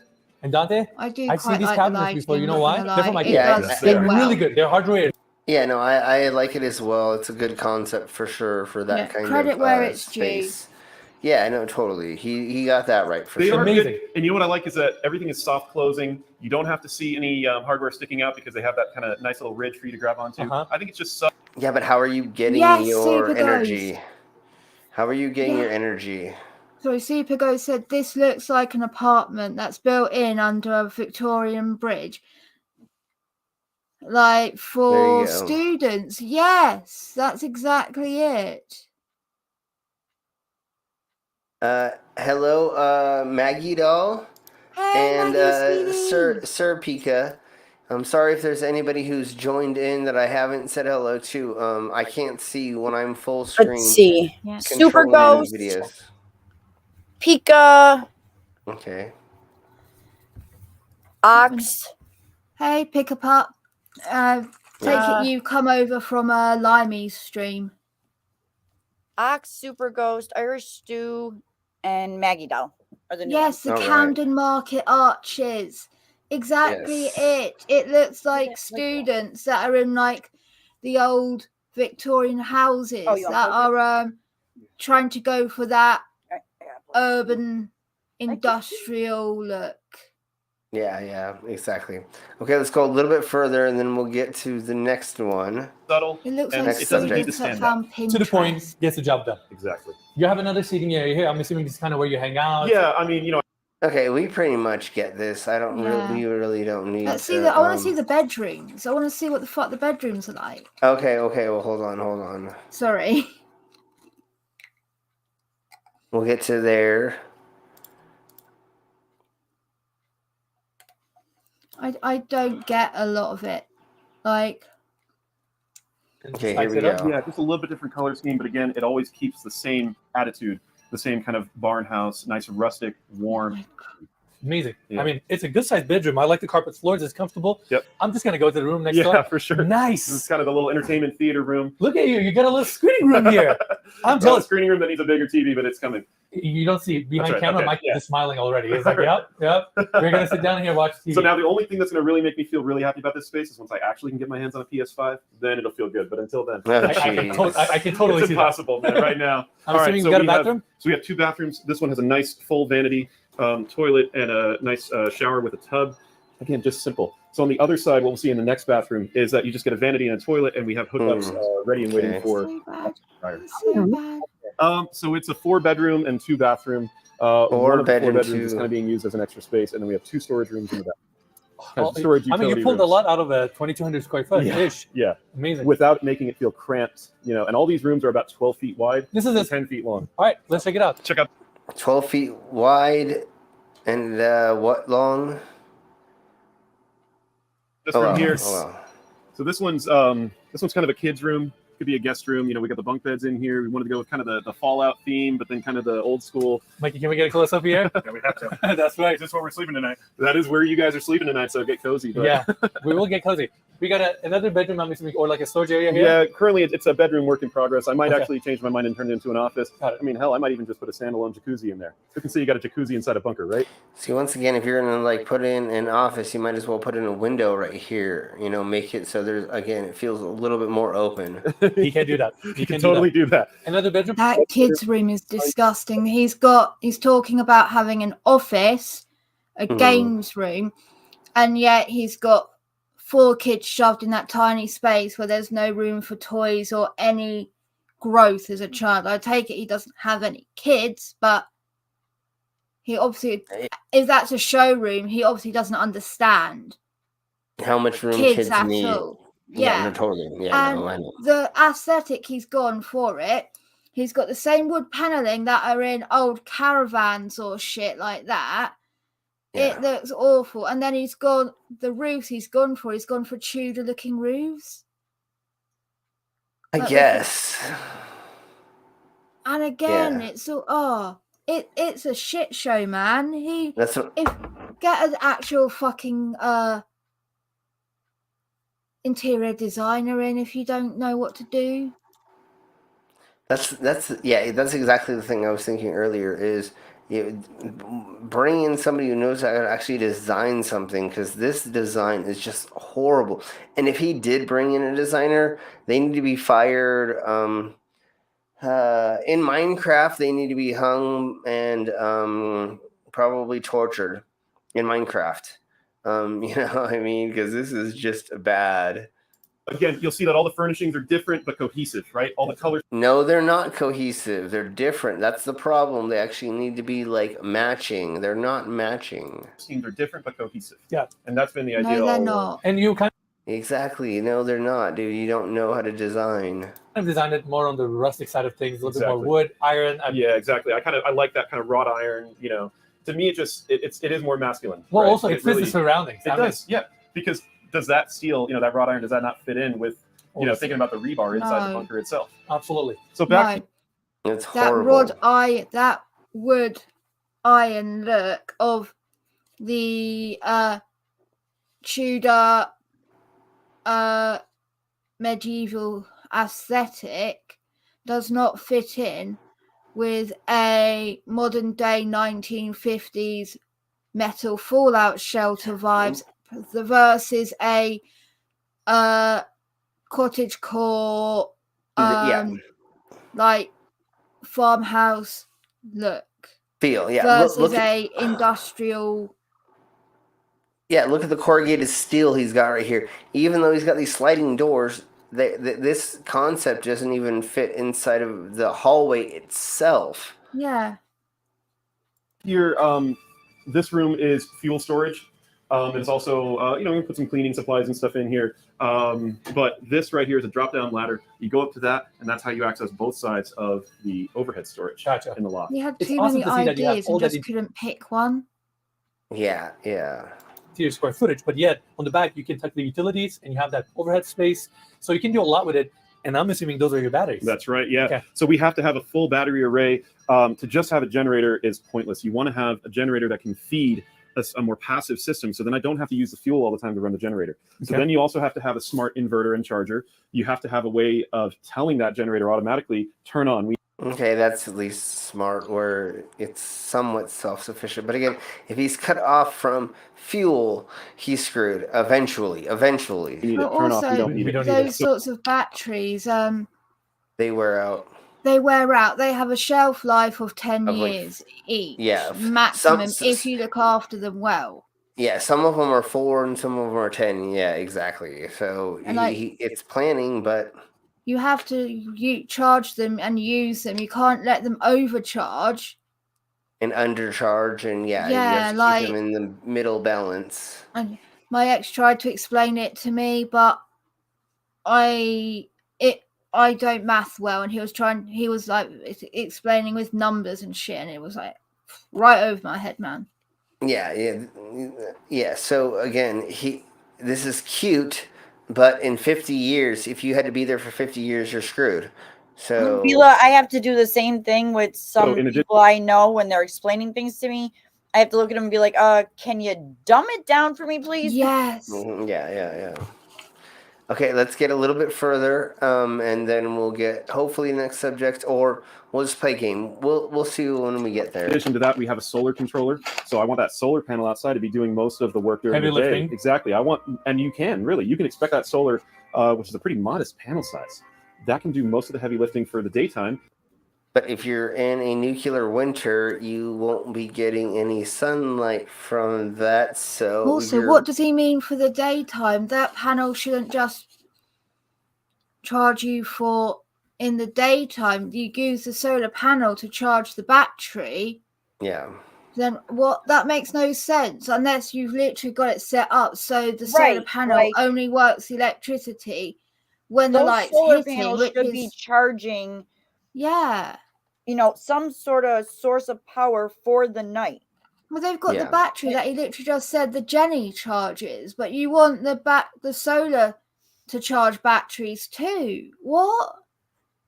Yeah, I don't know. It's silly. Okay. And then if I need a little extra power at night and the battery's getting low, that inverter just kicks on the generator and we're running it for a few hours and we're done. What the fuck are you running? You don't need a gas running generator. That's what I'm saying. What the fuck are you doing? It's fucking. That makes no damn sense. I know. Oh my god, this guy has no clue. Exactly, he doesn't understand the concept of All right, so we just settled in. We're pretty tired. I had a banana. I shared another butter with Mikey. It's pretty tasty. We're a little beat up. I'm responding to comments. He's handling footage. Soon we're gonna start cooking dinner. So far, everything's good. Mikey's back is on fire. And this is really dropping these dinner hints just constantly. Okay, I think we pretty much got the hang of that, you know. Yeah. Okay. So, do we want to get to the next subject, or we want to play a game? What is everybody? Next subject? I'm up for next subject. Yeah, I'd be up for it. Okay. You've got me for another few hours if you need me. Okay, well, let's see. I have to find the... the next one is Green Planet was 28%. So, if anybody wasn't here for the first version of this, Greening the Planet was the oil companies made a promotional video that they were sending out to convince people, corporations, I don't know exactly who, that putting more carbon dioxide in the atmosphere was going to make more plants green. And by that happening, because I had talked to Mom. By that happening, they were going to make the planet better by doing this. So let's begin. I have to use the restroom right quick, so I will start this, and then if anybody has questions when I come back, we will go from there. Okay. Share. Okay, here we go.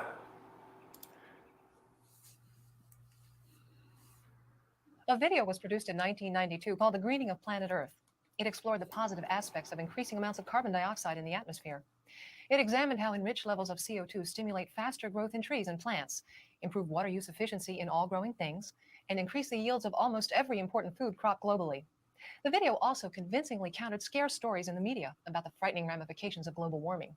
And today, the greening of planet Earth remains a very positive vision of life in our world. Yet there are still TV news reports speculating about the spread of tropical diseases and about sea levels rising 2 feet or more. Still newspaper stories speculating about vanishing wildlife and about crop-devastating droughts. And still magazine articles speculating about melting glaciers, summer heat waves becoming more intense, and hurricanes and storms increasing. Speculating. These reports are pretty fucking know. Scary. But are they true? Are all these terrible things going to happen? Are rising levels of carbon dioxide causing apocalyptic global warming? And does recent scientific evidence contradict anything that was said in the greening of planet Earth?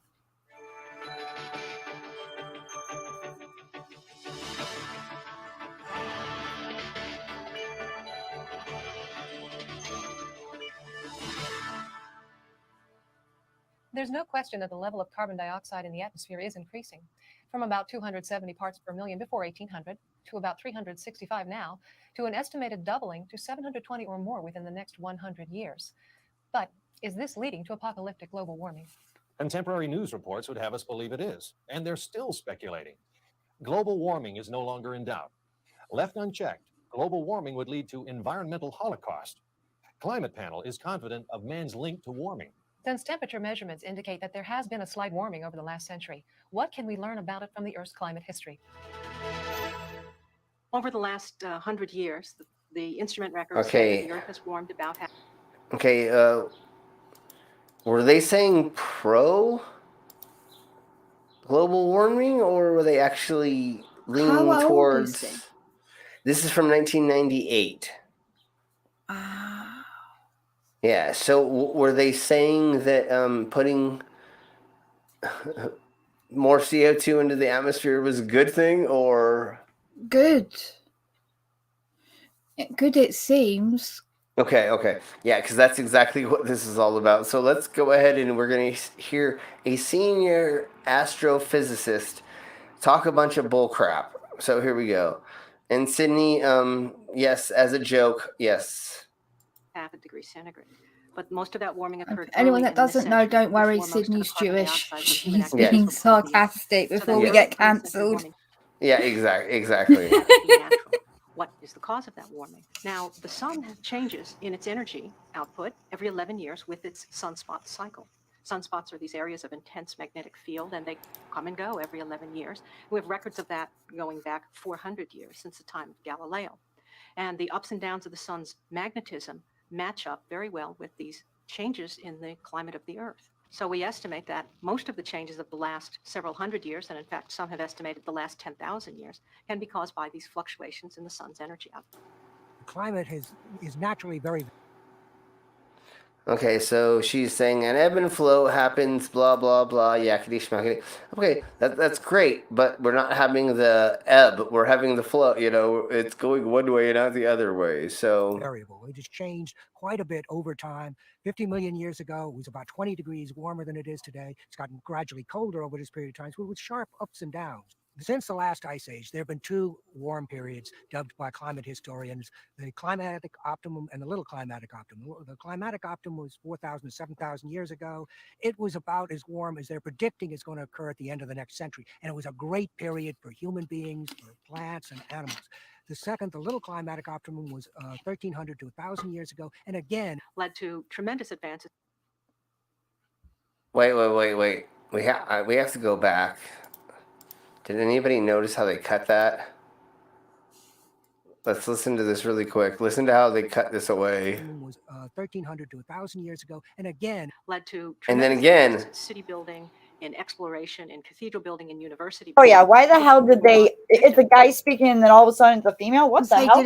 They didn't like how he finished his sentence. Exactly, and then they just put on what she was gonna say, and so oh my god, that is horrible propaganda. I mean, for the layman, they're not gonna notice that, but would you not notice that? I mean, obviously it's a trickery.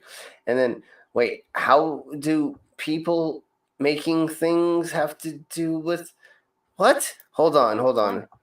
We're going to go back just a tiny bit more, because now they're saying that people are going to build things because it's warmer, but yeah, that doesn't mean that it's better. Tremendous advances in city building, in exploration, in cathedral building, and university building, because people were not victims to the cold climate so much. So because it's not cold, now people could use things. Okay, good. Okay. Go out and grow crops. They were healthier. They were longer lived. And all this because the climate was a bit warmer. A slightly warmer world.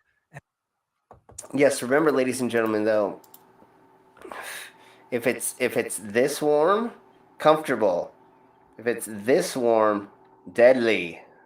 It only needs to just change a couple degrees where it's going to be not fun for people. How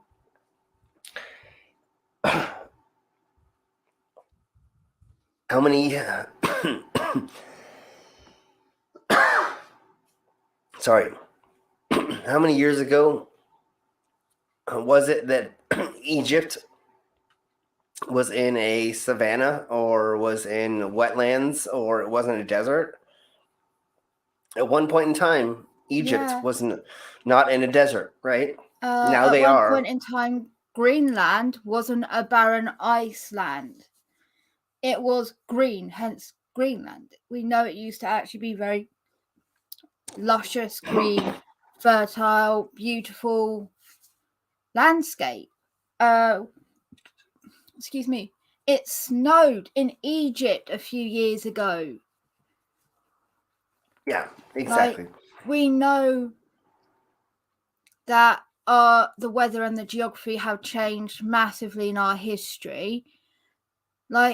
Now, in England, the River Thames used to freeze over as far back as 100 years ago. Just 100 years ago, the River Thames used to freeze over completely to a point of thickness that we held the ice fair on it.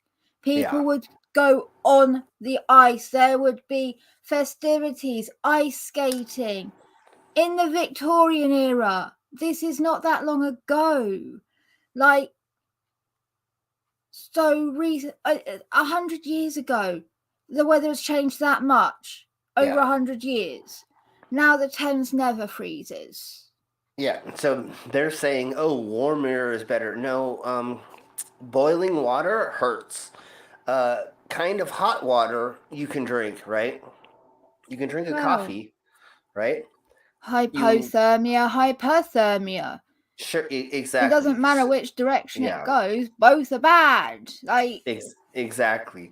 So they're making it seem like, oh, it's okay for it to be hot. Well, no, being too hot is a bad thing. And yes, we're gonna melt the ice wall around the Earth. Exactly. Yes, that's the problem with global warming for the flat earthers. Okay, let's keep going. And an enriched carbon dioxide world will mean plant growth is more vigorous. The bottom of the food chain is plants.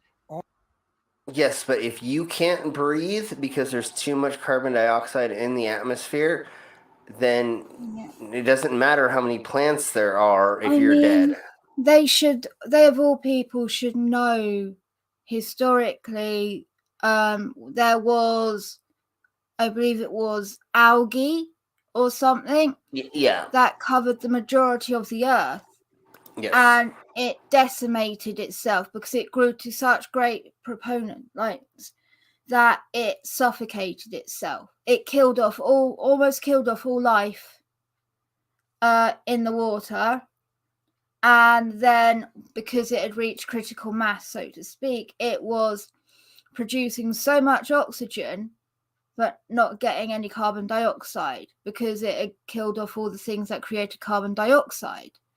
And thus, it died back and things went back into balance. But too much is dangerous. We already know from examples of it, even when we look at ponds that it happens to, where the algae kills off all the life because then it overgrows, no sun gets there, then it messes with the oxygen levels or stuff. Like it causes problems. Yeah, exactly. Is anybody else having a problem hearing what I'm sharing? If you are, let me know, and I will. I turned it up a little bit more, so let's hope that works. But let's hear what this white-haired gentleman is going to say to convince us that we should be getting more carbon dioxide shoved up our arse. All animals eat plants or eat animals that eat plants, including us. The question everyone should ask is not, is the Earth warming? But how is this warming being felt across the planet? Where is it warming? When and by how much? Turns out that most of the warming is occurring in the high latitudes, in the winter, and across the planet and at night. For whatever reason, right now, it becomes... Okay, well, why is that a good thing? You didn't explain why that's a good thing. It's quite newsworthy to go out and tell people that we're about to have apocalyptic climate changes. And the second you make that pronouncement, it's easy to go around the world and find examples to support your viewpoint. But it would have always been easy. There would be no time in Earth history when you would not have been able to go around the world and find damaging hurricanes, tornadoes, and whatever. They are not linked to the buildup of greenhouse gases. That's not true. If you go look up the frequency of tsunamis and water tornadoes, what are those called? What are water? Typhoons. Yeah, okay, typhoons and other things. And any, let's just say any water anomaly in the Americas, it's going to have risen. Hurricanes, there we go. Hurricanes. They have all risen in the last 10 years or something like that. So yes, we have actually, and yes, Irish. I was talking about golden showers. That's risen in the last 10 years. So if you look them up, actually, there are indications that we are having more of these freak of nature weather events happening. Even tsunamis are happening more often than they normally do. tornadoes are happening anything more with often. water. The only things I know with water are tsunamis, hurricanes. What's the one you said? Typhoons. I think that's it. Yeah. Okay. But if you look them up, I believe they're happening more in the Gulf of Mexico than they ever have before, as a steady incline. Yeah. Are you looking that up, Vila? I'm looking up the doctor, the female doctor. What do you to need see looked what's up on? happening. Yeah. Nothing. Oh no, I'm looking something up. Sorry. Yeah. Okay, so let's keep going with this evil-nosed gentleman. I don't trust his nose for some reason. I feel the same. He has coke nose, I guess. The evidence that increasing carbon dioxide in the atmosphere is going to cause a disaster is somewhere. So can everybody else hear it enough? It's not very loud, but I can hear it. Okay, let me try to boost it a little bit. Okay, we'll see with that. Between slim and none. Oh, yeah, However, that's way the better. evidence that it's doing a good thing by lengthening the growing season and making plants grow better is somewhere between large and overwhelming. You know, there's more in the research about. They got in a bit of hot water for the paper they released. There were 10 people that resigned due to it, and so the circumstances of the paper's publication were controversial, prompting concerns about the publisher's peer review process. An editorial revolt within climate research followed, with half of the journal's 10 editors eventually resigning. The publisher subsequently stated that critics said that the conclusions of the paper, and this is in quote marks, cannot be concluded convincingly from the evidence provided, and that the journal, quote marks, should have requested appropriate revisions prior to publication. So, in other words, everything they said is bullshit. It didn't actually pass any legitimate peer review. Bullshit, and they just made up some fiction story. 10 people resigned because they were so outraged that this got published. Yeah. And she is a astrophysicist, I believe it was. Yeah. Everything she knows is to do with the stars. Everything she's worked on was stars. She primarily worked with... Oh, I thought she was an astrophysicist. I thought she only knew about asses. But okay, it's a stars. It's a stars one. Okay. Unfortunately, she does not understand the physics going into getting that good ass clap. Yeah, exactly. Okay, she doesn't know how to twerk. Okay. So that's not her specialty. Yeah. But again, there's people who are speaking about stuff they shouldn't be talking about. And once again, ladies and gentlemen, I'm a tattooed-faced gentleman, and we do these streams. We don't know anything about most things, and what we're trying to give you is just as much information as we have. Don't go with everything that we say either. You know, this is only just us just having fun on a stream. Don't take us seriously. Although we do try to give you the right information. Yeah. We show you crazy shit and we try to give you the right information. I looked it up because I wanted to see why they were favoring the woman's part, like talking points more than the man's, and wondering what did they cut out of his? Why are they favoring her? Who is this now other person? What's going on? Because it's obvious they cut a load of what that first gentleman said out. Why? Why did they cut him out mid-sentence favoring the woman? Yeah. This is 1998, so we're not talking about getting feminist woke points. Not in the oil industry. So yeah, if he said something they did not like, for sure, that they said, we're gonna make her say it even better. So yeah, and she seems that she is happy to sell out and was like, I'll say what you want. Yeah. Although I am still here. I just need 2 minutes, okay? Yeah, of course. Although I do find something interesting. When I first looked into this, I thought there was going to be only white men doing this. They actually have a handful more females on it than I thought. But they're, of course, they're all white Karens. They're all Karens. But it is kind of interesting that, you think oil industry tycoons are just going to be like, I'm only going to listen to the white man, whatever he says. They actually have a handful of females on here, which is interesting that they would think that would help push it. Maybe they're showing this to, like, in quotes, liberals to try to get them on board. Maybe that's what it is. That's what it is. They're not showing the oil people this. They're showing people that aren't right-wingers this to convince them, I think, is what it is. And that's why they're having women on here.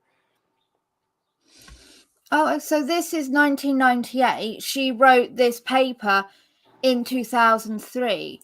So she's talking about this before she's even written her paper on it. On it, of course. Yeah. So this is her maybe in the stages of research, but she's not. Okay. I don't know how long she researched before doing that paper. Nothing. She could have taken a year. It looks like she had a theory and then she had an answer that she went looking for, as opposed to had a question, she searched for the answer. Yeah, the scientific method. Yeah, she did it backwards. Yeah, exactly. Yeah. All right. So Super Ghost. That's just my theory. No, I think that's a good hunch. Super Ghost says this kind of looks like the tobacco tycoons when they try to ruin the doctors and reports about cigarettes causing cancer in the name of monies. Exactly. Yeah. This is exactly what's going on with the oil industry. They're going to downput anybody who says anything against them, and they're going to try to push as much as they can to do it. Even though I have seen proof that a lot of these oil industry companies, Slim just took it to the extreme. Exactly. I have proof of oil industry companies buying electric car designs and other designs for renewable energy cars and throwing them on the back burner and keep pushing oil, when literally they could have just been like, you know what, we can make money off of an electric car. Like, if you had an electric charging station at every place, or you did certain things, you could make it so it would be profitable for you to have renewable energy cars no matter what.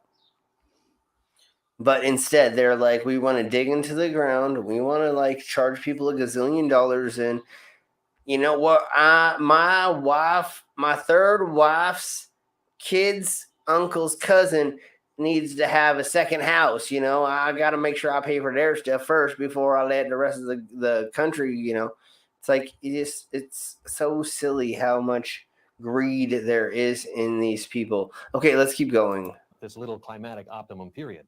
The Anasazi Indian civilization in the American Southwest reached its peak because the people were able to farm twice the amount of land as before. But why are they not there anymore? Global warming. That land used to grow corn. It used to be really good at farming. It used to be farmable land. What happened? It got too hot, and now they can't. Did that happen before global warming or before the Industrial Revolution and stuff like that? It maybe. The Industrial Revolution has just sped it up. Yeah. We do go through these peaks and lulls of weather. Yeah. The only problem is when it happens naturally, the whole world can accommodate and it works. It just we've sped it up seemingly with all of the CO2 we're pumping, all of the chemicals we're dumping, because we're not just putting loads of CO2 out into the atmosphere. We're putting loads of CO2 into the atmosphere, and we're cutting down trees. And we're overfishing populations, which is causing other problems in the ocean. We're pouring chemicals in. The Great Barrier Reef is dying. Oh, no, it's dead now, isn't it? Pretty much, yeah, it's pretty much. And there's so much, right? Even now we're using sun cream and going into the ocean, which is then putting the zinc and other chemicals in the water, which is then killing off the wildlife. We've got the plastic going in the fish, which is killing off species. We are attacking the world we live on at so many different points. Yeah. That it's fucking everything up, and the Earth doesn't have time to deal with it. Oh, it's the equivalent of deciding to go out into the infectious disease room and stab yourself with anything and everything you can touch. All the disease is all over and going, yeah, I'll be fine. I'll be fine. It'll be fine. No, you're not going to be fine. It's fucked. Yeah, exactly. Yeah, good times. Okay, so let's go a little bit further into this and just see the idiocracy of this, because we can already see the bullshit. And I honestly can't believe they showed this to people and anybody fell for it. I mean, it's just silly. It was warm enough in England to grow grapes and support a thriving wine industry. And since alpine mountain passes were no longer blocked by snow, trade routes opened between Italy and Germany. These warmer periods in history become even more interesting when you realize that they occurred when the level of carbon dioxide in the air was far lower than it is today. This makes it pretty difficult to make any connection between rising CO2 and the even slight temperature increase we've observed during the last... Wait, did she just say that there wasn't a comparison to the CO2 and the warming, but now it's going to be a good thing for some reason? Is that what I kind of heard? I think so. Go back. Hold on. Yeah. Okay, here we go. And realize that they occurred when the level of carbon dioxide in the air was far lower than it is Okay, far lower carbon dioxide in the air back then than it is now. Today. This makes it pretty difficult to make any connection between rising CO2 and the even slight temperature increase we've observed during the last 100 years. So, oh, I see what she was trying to say, that there's no comparison to the rising temperature because of CO2, because back then there wasn't. But again, the ebb and flow of the way the world works, where it gets hotter and colder just naturally. Yeah. But now we are, because of the carbon dioxide in the air, it's getting warmer. That is the correlation. She just tried to breeze past this. That wasn't the correlation. Remember, well, also we're talking about medieval times. Sorry. Yeah, totally. Sure. Yeah. No, exactly. Say anything else you want to say, Vila? No, it's medieval times. We have those paintings, yes. But what species of grape were they using? How hardy was that grape? How reliable was its harvest yield? Was it subsidized with grapes from other things? Or was it fake? And bear in mind, back then there was a lot of rivalry between England and France, right? Yeah. And so they did fudge the truth a lot in the rivalry. Also, you say in England, yes, but we have... That would be the UK England, not just England, right? Yeah. So are we talking up near the Scottish border? Or are we talking in the Cornwall, where it was so warm that they would grow the grapes, they would grow lettuce and other warm fruit, because of its location, it has a much warmer climate than other parts of the UK. Yeah. Like England, the UK may be small, but we do still have quite a varied climate thing that can vary from 10 degrees. And back then, well, it could have been insanely different, because we didn't have the same temperature scale. I don't think they measured in Celsius back then, I don't know how, if they were even able to measure temperature, it's a hot day. It's unusually hot. It's unusually cold.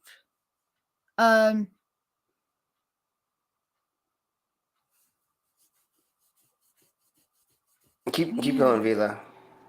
Like, I don't know. It just, it's not that simple. And especially having an American talk about English history and using it like that, I don't know, it just feels a bit disingenuous. You don't really have any idea. You have no clue. Like, yeah, you don't know. And thriving wine industry, what do you think that means? We're not talking like now, a thriving wine industry. It's going to be rather small. Like, it may well have only been the King's Reserve that had it, that only the King had that supplied, and it would be not a lot of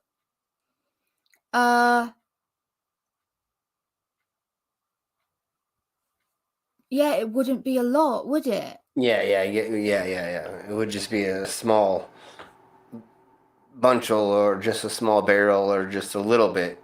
All right, I'm back. And once again, we don't know the quality of it either. Oh, so. It was overly alcoholic and shite, apparently. But yeah. Okay, so let's keep going and see what else. Again, if sunspots account for the Earth's small amount of warming, if we're warming mainly the coldest parts of the planet in the winter and at night, and if warmer is better than colder, then why all this controversy? Because of computers and computer simulations called general circulation models. So what are general circulation models? What do they try to do? And how hard or easy is it to make a realistic one? General circulation models, or GCMs as we refer to them, are trying to simulate the climate of the Earth at the surface as well as through the upper atmosphere. The climate includes not only temperature and precipitation and cloud cover, but also the atmospheric winds, changes or the movement of these systems over time from one month to another, evaporation from the oceans and from the land, precipitation onto the surface, global ice, sea cover, all the aspects of the Earth, of the planet, that are related to the atmosphere and to the oceans. It's very difficult to create a realistic computer model because the atmosphere. Cheese and rice. Okay. Senior scientist of climate studies, NASA Marshall Space Flight Center, supposedly is where he's from. Sphere and the surface of the Earth and the oceans and vegetation systems are also very complex.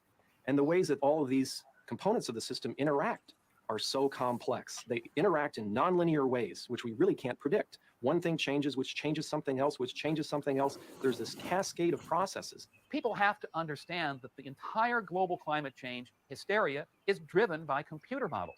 It is not driven by reality. Reality is not warming up like those models said it would. Except for nowadays, we do have the proof that those changes have at least happened in certain ways. Of course, not all of the modeling has been done correctly, but still, a lot of it has come true. Yeah, some things really are starting to occur, or, in some form or way they are occurring. Yeah, exactly. So, yeah. Models say that there should have been warming of about 1 degree centigrade. There's only been half a degree, and it occurred before most of the greenhouse gases were put in the atmosphere. In the last 20 years, there should have been warming of maybe 3/10 or even half a degree centigrade, according to the computer simulations. And the very precise satellite records tell us the Earth hasn't warmed at all in response to this greenhouse gas increase. Citation needed?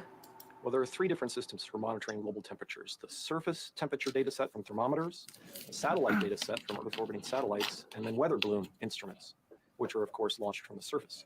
But we only have all 3 of those data sets for the last 20 years. That is, since satellites were launched in the 1970s. But what they tell us is that the surface temperature measurements suggest a warming. In terms of the land-based record, which so yes, we've been doing more precise weather calculations in the past 20 years, or again, now it's like, 50 years or something, 40 years since 1998, and he was saying 20 years earlier. But they have been calculating around the globe. It's only 24 years since 1998. Okay, but around the globe, farmers have been calculating temperature, rain, all the other precipitation, all that other crap forever.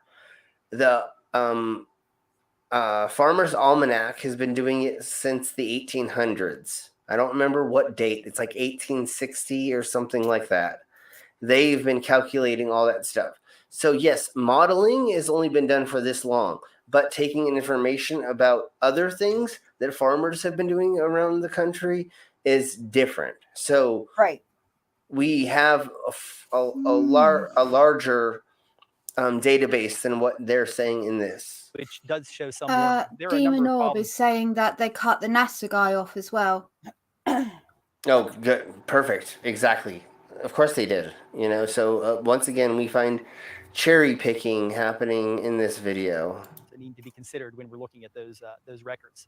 One is that at the beginning of the period of records that where we were taking temperature observations, many of these cities were located in shallow sloping valleys where cold air tend to pool. Then there's the problem of having a thermometer. Was that all he was going to say, or did he get cut off as well? I feel like he had more to say. Have they got them all just reading like it's one script that they're sharing? Because, like... Maybe. It's very... they're getting paid to say all this crap, obviously. Yeah. So... Or over land in a good location where a modern city grows up. Now, modern cities have concrete buildings that generate heat, cars driving by. All that creates an artificial heat that elevates the temperature, but doesn't really reflect a true climate measurement. The result is that the temperature record at the surface is a contaminated record, and urbanization needs to be factored out of that if we're going to get any kind of accurate representation. Why does that need to be taken out of it? Right? It should be included. Because the concrete holding heat in, yes, that happens. Like you'll see concrete under a shaded bench versus concrete that's been, exposed to the sunlight all day. At night, they will still have different temperature readings. Yeah, they'll be because of that. But surely the fact that the concrete is taking in heat and storing it is going to affect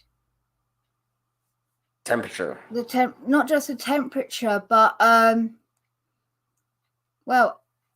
everything about like the environment around it and such, would it not? Yeah, exactly. But you can't say it's contaminated or they shouldn't use that data because it is a thing that just because it's urbanization does not mean that you shouldn't use that data. That's a part of it. And that's another reason why we are warming up the earth so much is because we're putting down blacktop concrete and other things, carbon dioxide and carbon monoxide and other things like that. So that is a major problem that he's pretending that if you don't look at these things, then like it looks good, bro. And like that doesn't make sense. Irish Stew saying there always seems to be a cut when a but comes in. Yeah? Yeah, okay. I'm pretty sure that that's what they're doing is they're using that as their way to get around what people are saying. Although when we watched this last time, we found out that all these people like really are saying this stuff because they're being paid or they believe it. I think they're getting paid to say all this off of a script is most likely what's happening. So we're just going to watch a little bit longer because once again, this pretty much just shows exactly what we all know, like how much bullshit that they're talking just to craft a narrative so that they can make money, or at least the oil companies can keep making their money. Of how surface temperatures have changed over the last 100 years. What's surprising, though, is the satellite system that was specifically designed to precisely measure planetary temperature shows no warming whatsoever. Citation needed. We have balloons that go up through the atmosphere twice each day from locations around the world, and they're in near perfect agreement with the satellite record. They see no warming at all. So we have a situation where the surface thermometers show warming, the satellites and the weather balloons do not. And climate models tell us that all of those systems should be seen warming. The models themselves look pretty good at first glance, but actually they're not well connected when it comes to the ocean and the atmosphere. There are problems with the clouds and the rain and the surface energy balance, and there are problems with the ice caps, and there are problems with energy fluxes in low latitudes. And I have a friend who... Yes, in 1998, when they were modeling all this stuff, the computers had problems doing all those together. But nowadays, we have modeling systems that will do all this together, and they're showing problems. Says they're like sausage. You really like them until you know what's in them. There's been a big change in the amount of forecasted global warming since 1990. In 1990, the official prediction of global warming was about 3.3 degrees Celsius by the end of the next century. More recently, in 1992, that was revised downward to 2.8 degrees warming. And in 1996, the warming estimate has been further reduced to 2 degrees. So, Slim, you know you said how this makes you think of the smoking. Yeah. They wrote this paper for, so it says, what is it? An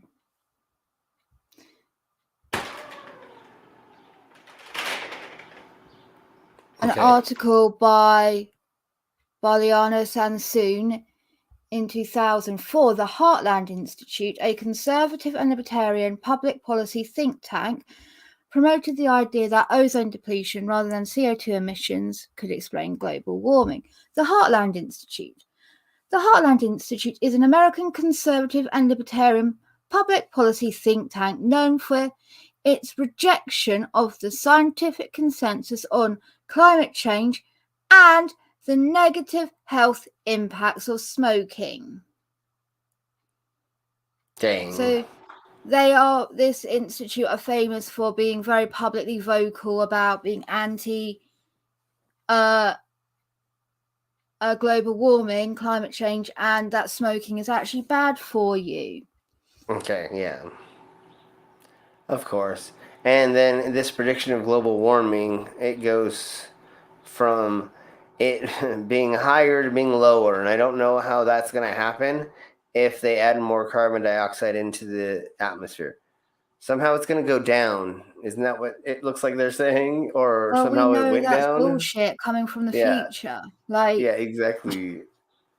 But this was made in 1998, but they said somehow it went down, which was not true. So once again, they're lying about that. In virtually every case, as the models have improved, and as we have improved our representation of changes in atmospheric chemistry, the predicted temperature rise into the future gets smaller and smaller. The most recent science. Okay, I think we pretty much have went over that. I will change the name of the video because we'll go over these other ones in the future. And I will do it on time that I normally do it, and hopefully we'll have more guests so we can go over more of this fun stuff. So I think we're just going to get out of here because I'm getting a little tired over here. So thank you, Vila, and thank you, Cassius. Is there anything either one of you want to say before we get out of here?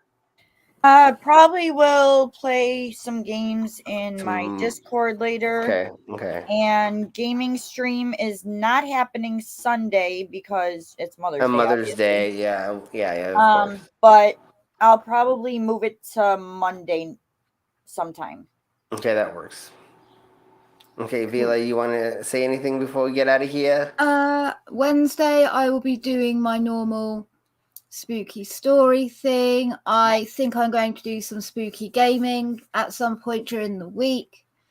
And on the 17th of May, I'm going to be doing a thing for Neurofibromatosis Awareness Month because May 17th is Neurofibromatosis Type 1 Awareness Day.